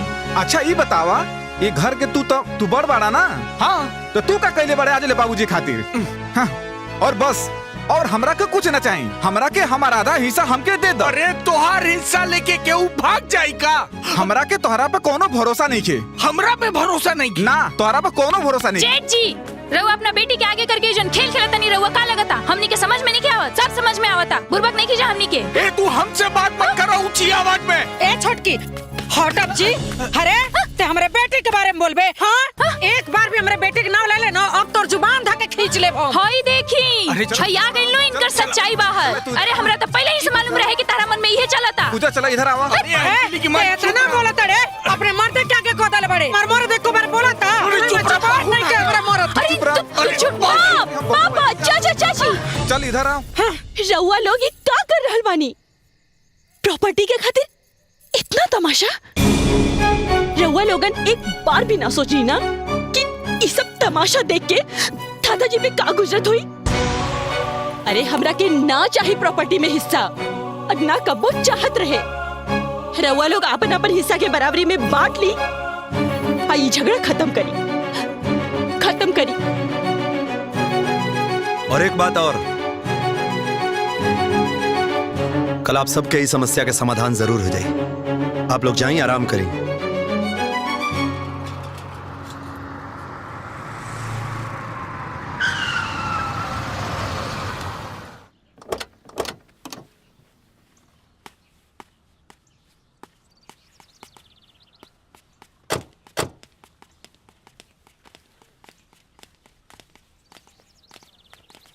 प्रणाम। प्रणाम। प्रणाम पापा। गोड़ लागतानी पापा जी। खुश रहा बहू।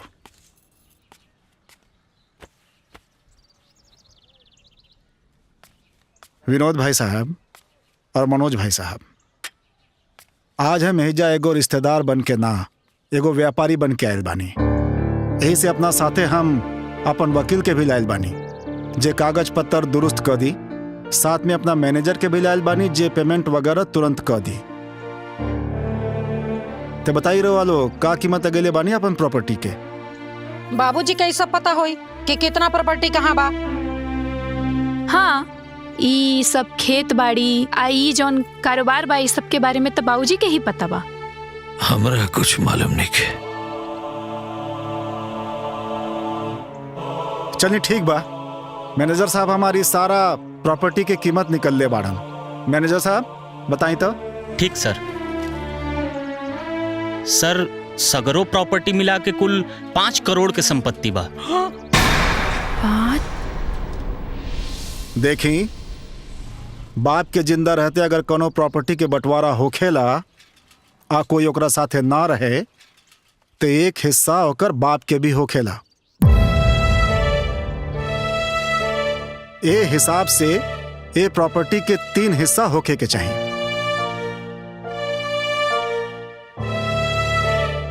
बाबूजी, रउआ बताई, रउआ के हिस्सा चाहिए? कुछ न चाहिए हमरा, जॉन देवे के बैकनी के दे दी।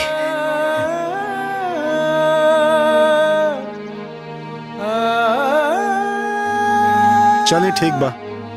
मैनेजर साहब जी, ये दोनों भाई के नाम से 5 करोड़ के आधा 2.5 करोड़ ये लोग के अकाउंट में ट्रांसफर कर दी। ठीक बा। रउआ लोग अपन अपन अकाउंट नंबर दे दी, हम भेज देता नहीं। अपना मोबाइल नंबर बताई, हम व्हाट्सएप कर देता नहीं। अब हमनी के शहर जाए के आज्ञा दी। ठीक बा। प्रणाम। प्रणाम। चलो।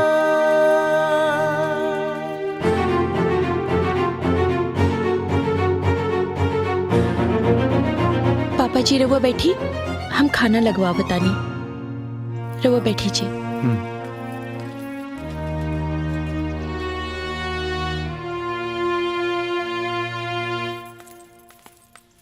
अंजलि।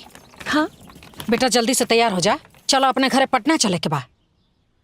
रउआ लोगन के शायद हमार शर्त याद नहीं खे, और उस शर्त के अनुसार हम आप इहे घर में रहब, काहे कि अब से इहे हमार नैहर बा और ससुराल भी, और हम इहे रह के नैहर और ससुराल दोनों के फर्ज निभाइब, और साथ ही साथ दादाजी के सेवा भी करब। मतलब तब तो राज भी रही है। हाँ चली। चला।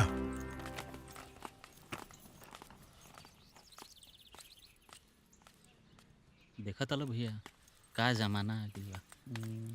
बाप के अकेले छोड़ के आ दोनों लइका पैसा बांट के शहर निकलत।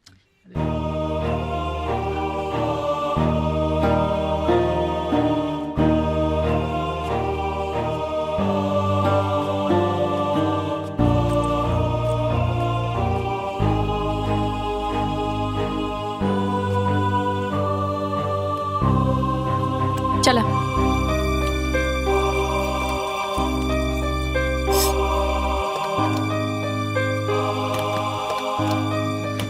बाबूजी, देखिए रहुआ चिंता जिन करी। अरे एगो रिश्ता टूटल बा तो एगो बनलो तो बा। हमार राज बेटा और अंजलि बेटी तो है ना, वो रहुआ के एकदम बहुत ख्याल रखी लोग। दादाजी, हम तो आपकी छड़ी बनी ना। हम और राज हमेशा आपके साथ ही रहब। अब घर चली चली। पापा जी रवो चली, खाना लाग गइल बा।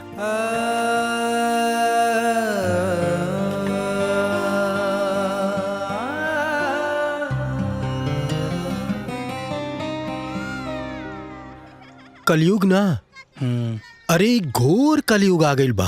देखो इनकर लइका सारा प्रॉपर्टी संपत्ति बांट के और शहर में चल गई और इनकरा के यहाँ अकेले छोड़ देले।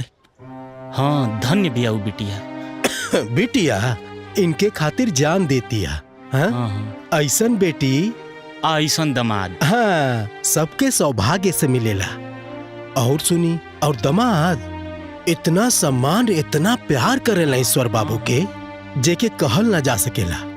हम तो महादेव से प्रार्थना करीला कि ऐसन बिटिया हाँ वो लोग जिंदगी में एकदम सुखी रहे, हमेशा सुखी रहे।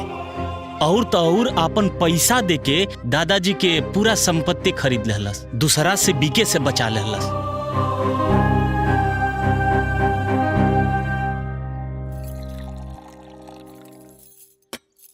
दादाजी खाना खाई ना।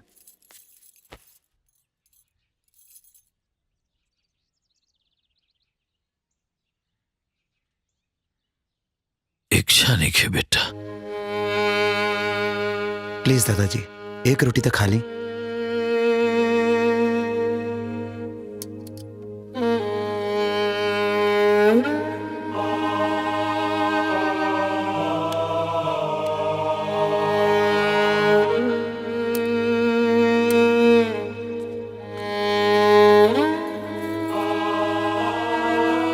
दादाजी जे रुआ आंख में आंसू दे ले पा उहे एक दिन आके रुआ से माफी मांगी। दादाजी रुआ हमरा के अपन बेटा नहीं समझी। हम रुआ के कब्बो छोड़ के ना जाए। हाँ दादाजी, पहले तो रउआ हमनी साथे घर ही चली। यहाँ अब हम दोनों मिलके राउर सेवा करब। रउआ एकदम चिंता मत करी और चली चल के खाना खा ली। छड़ी लिया चली। ना ना ना ना ना, अब रउआ के छड़ी के का जरूरत बा? काहे से कि राउर छड़ी ते हम बानी। चली। पूजा आज हम बहुत खुश बानी। कहा कि गांव के प्रॉपर्टी के पूरा पैसा मिल गई। अब गांव जाके झंझट भी खत्म हो गई।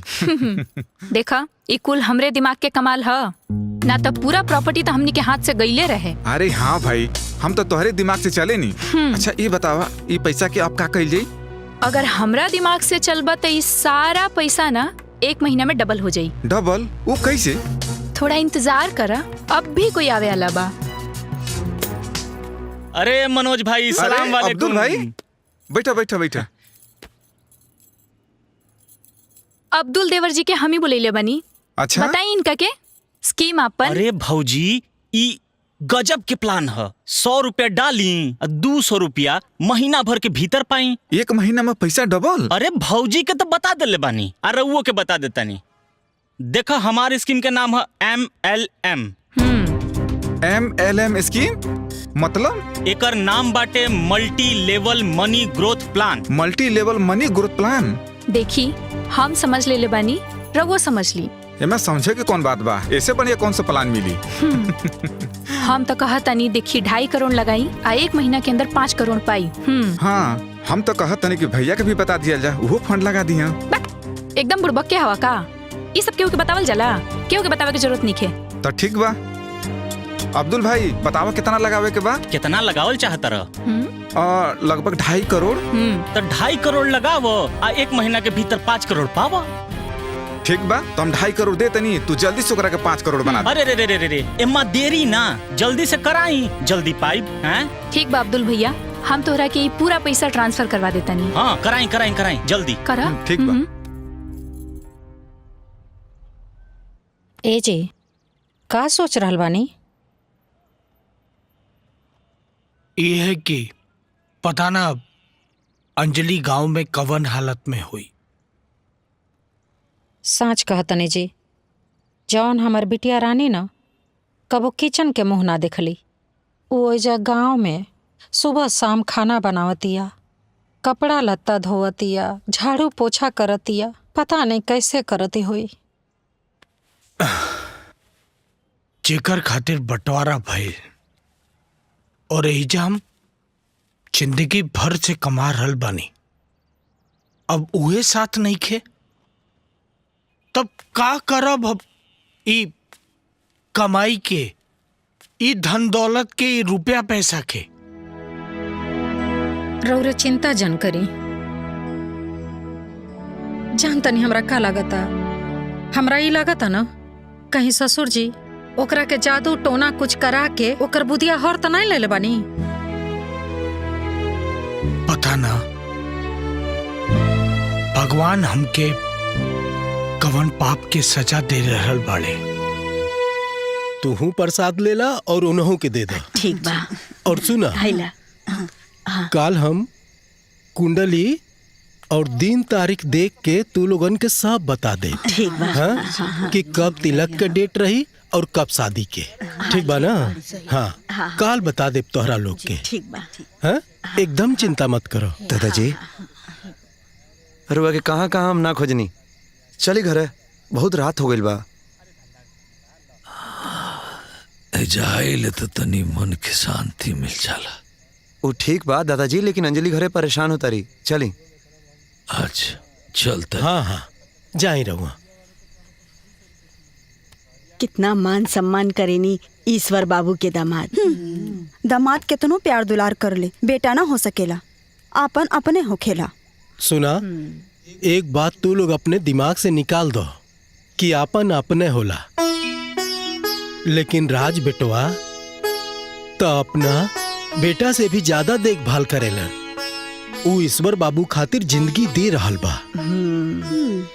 और धन बाऊ अंजलि बिटिया जे अपन घर के बसावे खातिर दिन रात मेहनत करत तारी।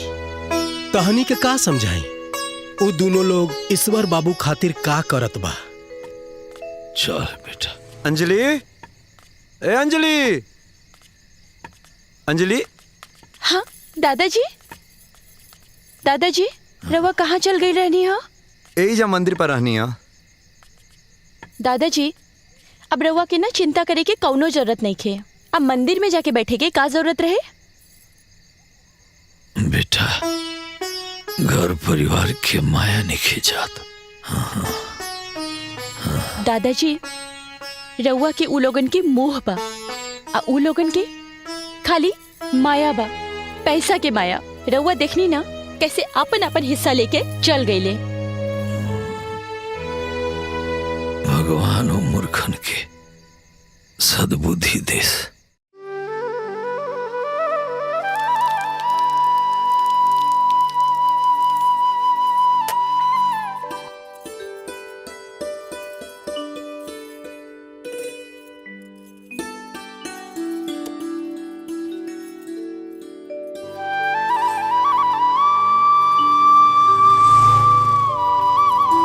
दादाजी, दादाजी, दादाजी, दादाजी। अंजलि। हाँ का भइल? देखी ना दादाजी तो कहीं नहीं खिलौकत। मंदिर पर गई होके हम। मंदिर पर, लेकिन दादाजी हमार आरती लिए बिना तो कहीं ना जालन।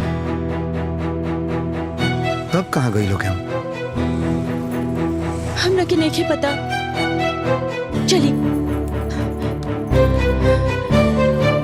दादाजी की का भइल? दादाजी?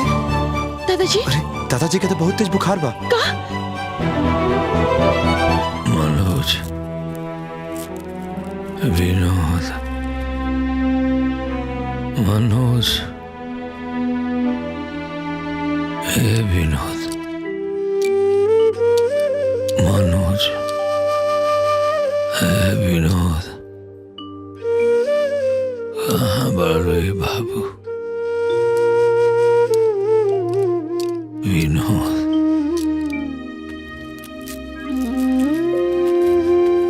मनोज,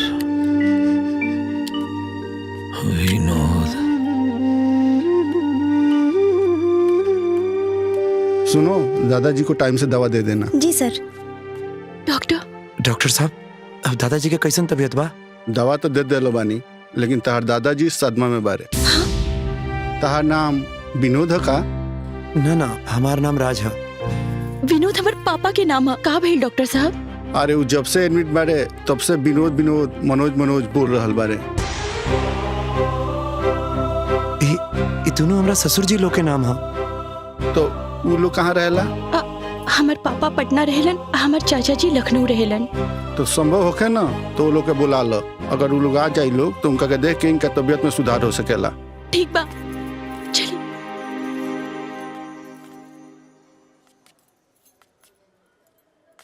मनोज, दादाजी, विनोद, मनोज। अंजलि, तू पापा के फोन करना एक बार। हाँ ठीक बा। ए जी, अंजलि के बाबूजी, हाय रार फोन छूट गए ली फोन ली। अरे अंजलि के फोन आवता। उठाई ना, देखी का कहतिया। हेलो पापा, दादाजी की तबीयत बहुत खराब बाटे। यहाँ के बार राउर और चाचा जी के नाम पुकार रहल बानी। रउआ आ जाई ना। अंजलि, हमारो तोहर माई दोनों के तबीयत बहुत खराब हो रहल बा। दामाद जी के लेके पटना आ जा। ए बिटिया, जवन चाल तू चल रहल बाड़ू ना, हम तोहर बाप हई, हमके बेवकूफ जन समझा। चला फोन रखा, हमके हॉस्पिटल जाए में देर होता। ठीक बा पापा, ठीक बा, गोड़ लगता नहीं। का भइल?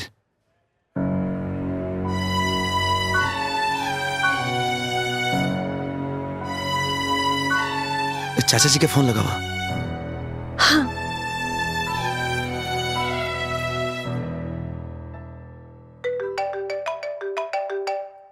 अंजलि के फोन? अंजलि के? उठावा, स्पीकर पे कर दी, स्पीकर पे। चाचा जी, गोड़ लगता नहीं, हम अंजलि बोल रहल बानी। हाँ बोलो, तोहार नंबर फिट बा। कैसे याद कैलू आज हमरा के? चाचा जी, अब दादाजी की तबीयत बहुत खराब बा। तो हम का करी? वो बार राउर और पापा के नाम ले रहल बानी। रवा गांव आ जाई ना चाची जी के साथे। अब हमरा के का याद कर रहल बाड़न? अरे सगरो रिश्तेदार तो तू तोहार राजपति भइल बाड़न। तो देखो तू लोग और सुना, और ये कुल बकवास करे खातिर हमके दोबारा फोन मत करिया। चाहे केहू जी चाहे केहू मरी, हमरा के कोनो केहू से मतलब नहीं खे। जी चाचा जी, गोड़ लगता नहीं। का कहला लो बिटिया? दादाजी, पापा चाचा जी ना बहुत व्यस्त बाड़न। वो कहल हलू कि फटाफट अपन काम निपटा के जल्दी से रउआ से मिले आ जाई। हाँ दादाजी। हाँ। हमनी बानी ना, हम अंजलि आपके सेवा में दादाजी।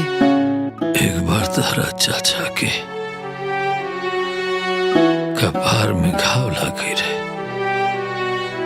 उनका खातिर हम पूरा शहर के अस्पताल छान मरले रानी।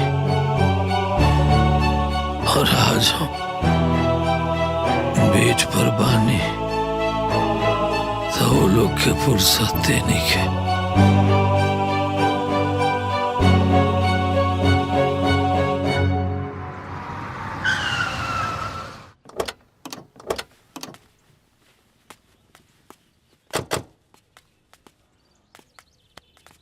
अरे क्या हुआ तुम? और हेजा कैसे चली आइलो? अरे मरीज के इलाज हॉस्पिटल में होला, हेजा ना ये घर हो। चलो जा यहाँ से। हम लोग सरकारी स्वास्थ्य मंत्रालय से आए हैं। डॉक्टर विनोद शर्मा का घर यही है? हाँ। जरा बुलाइए उन्हें, कुछ बात करना है। ए जी, अंजलि के पापा, अरे तनी बाहर आई। का भइल? क्या आप ही हैं डॉक्टर विनोद शर्मा? जी। क्या आपने किसी जय कुमार का ऑपरेशन किया था? जी। आपको पता है ऑपरेशन के बाद उसकी मौत हो गई? देखिए जी, काहे ना कि हम डॉक्टर हैं, ऑपरेशन कईल हमार काम है। उनकर मौत हो गई तो एमे हम का करें? क्या तुमको पता था वो डायबिटीज का पेशेंट था? हाँ। जब तुम्हें पता था कि जय कुमार को डायबिटीज है तो बिना रोकथाम किए तुमने कैसे उसका ऑपरेशन कर दिया? मुझे सब पता है। तुम डॉक्टर लोग ना कुछ पैसे के खातिर मरीज के जीवन के साथ खिलवाड़ करते हो, जिसके चलते उसकी मौत हो गई। मिस्टर विनोद, इस जघन्य अपराध के लिए तुम बच नहीं सकते हो। इस लापरवाही के कारण तुमको अरेस्ट करने आए। देखिए, हमसे गलती तो हो गई, पर अभी गलती दोबारा ना हुई। हाँ, वो किसी का बाप था तो किसी के माथे का सिंदूर था। ऐसा कोई तुम्हारे बाप के साथ करता तो तुम क्या करते? देखिए सर, हमके बचा ली, हम फिर कहता नहीं कि ऐसा गलती दोबारा ना हुई। अब जो गलती हो गई है उसकी सजा तो भुगतनी ही पड़ेगी ना तुम्हें। अरे सर, कोनो दूसरा रास्ता तो हो ही।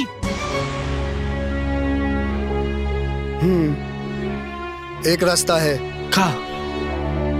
जय कुमार तो मर गया, लेकिन वो अपने पीछे लाचार पत्नी और अपने बच्चे को छोड़ गया है। तुम उसे वापस तो नहीं ला सकते हो, लेकिन कुछ आर्थिक सहायता करके इस घोर पाप से बच सकते हो। तो बोली ना, हम क्या करी सर? ये लो जय कुमार के परिवार का अकाउंट नंबर। इसमें 2.5 करोड़ रुपया ट्रांसफर करके जेल जाने और बदनाम होने से बच जाओगे तुम। मैं सरकार से गुजारिश करूंगा कि तुम जेल ना जा सको। ठीक सर। ठीक है, चलते हैं।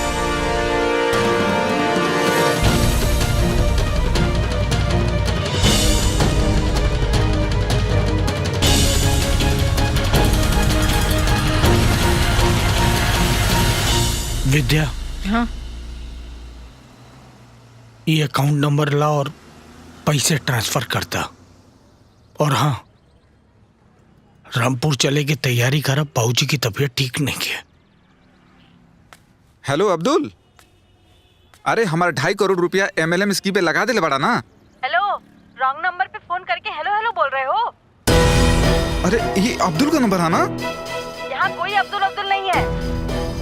तू MLM स्कीम से बोल रहा बाड़ू ना, जो 1 महीना में पैसा डबल हो जाला। सुनो, ये तांडा पुलिस स्टेशन का नंबर है। ज्यादा बकवास किया ना तो जेल में डलवा दूंगी। चल फोन रख। हाँ? का हो गई? पूजा, ये अब्दुल का नंबर नहीं है का? अरे अपन कौन और साथी के फोन लगावा? लगाओ तनी। राहुल। हाँ हेलो। ये अब्दुल कहाँ बड़े राहुल? वो तो अपने पापा के लेके मुंबई गइल बा। ओकर पापा बीमार बड़ा, उनके दवा करावे।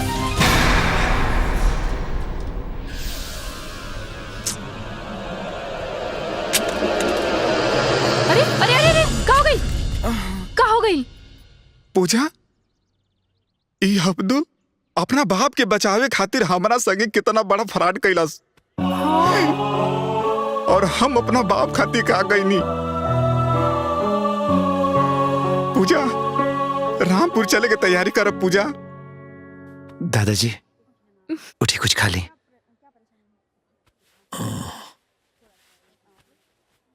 आराम से।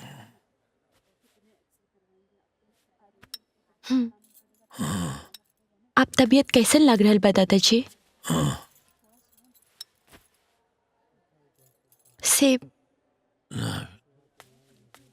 ना।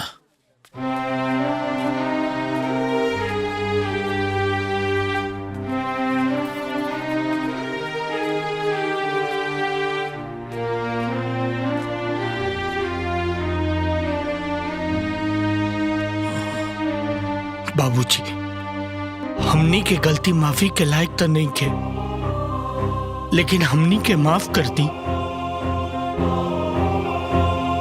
देखी, मनोज भी आयल बड़े। बाबूजी, हमके माफ कर दी बाबूजी। हम रउआ संगे बहुत बड़ा पाप कैले बानी। बहु लोग कहाँ बा? हाँ, अंजलि, मम्मी और चाची के लेके आवा। जी। आराम से।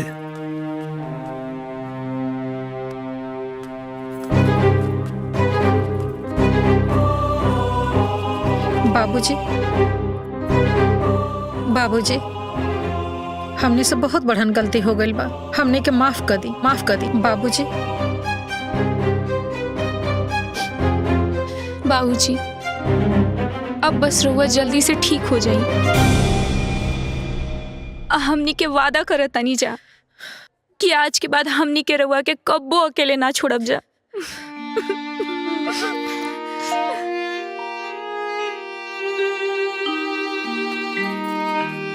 दादाजी आपके इंजेक्शन की टाइम हो गई बा, लगवा ली। अभी कर जरूरत नहीं के, हमार पूरा परिवार हमरा वापस मिल गइल बा। अब हम ठीक हो गइल बानी, ले जा। ठीक बा। दादाजी। बाबूजी, हमार बिटिया हमके जिंदगी के असली पाठ पढ़ा दिलस। और आज तू अंजलि के साथ देख के बहुत बड़ा उपकार के लिए बड़ा हमनी पे। लड़का बहुत सेवा के लिए बड़ा सा। अब हम ठीक हो गए बानी, हमरा के घरे ले चलो। चले बाबूजी। जी चलिए। चलिए। आई संभाल। चलिए बाबूजी, चलिए।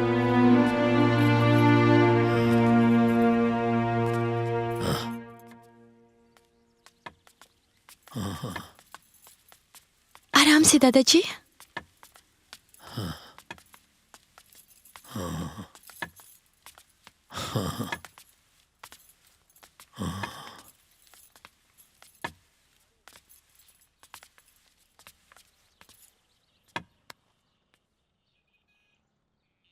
देखो तारू, आज तार पूरा परिवार एक हो गए। आज हम बहुत खुश बानी। अब हम खुशी खुशी तारा लगे आ जाए। बाबूजी, ऐसा ना कहीं। अब हम रउआ के कब्बो अकेला ना छोड़ब। हाँ जी बाबूजी, हमने के सब जने मिल के ना राउर बहुते सेवा करब जा। रउरा जब मन करी हमने के संगे पटना रही, रउरा जब मन करे छोटकी के संगे लखनऊ में रही। हाँ बाबूजी, छुट्टी में भी ना हमनी के रउआ संगे आके गाँवे रहब जा। हाँ बाबूजी, अब रउआ के बहुत सेवा हुई। एक मिनट। मम्मी, पापा, चाचा जी, चाची जी, अभी रउआ लोगन खातिर एगो सरप्राइज तो बाकी बा। हाँ? और सरप्राइज अभी बाहर आ रहल बा।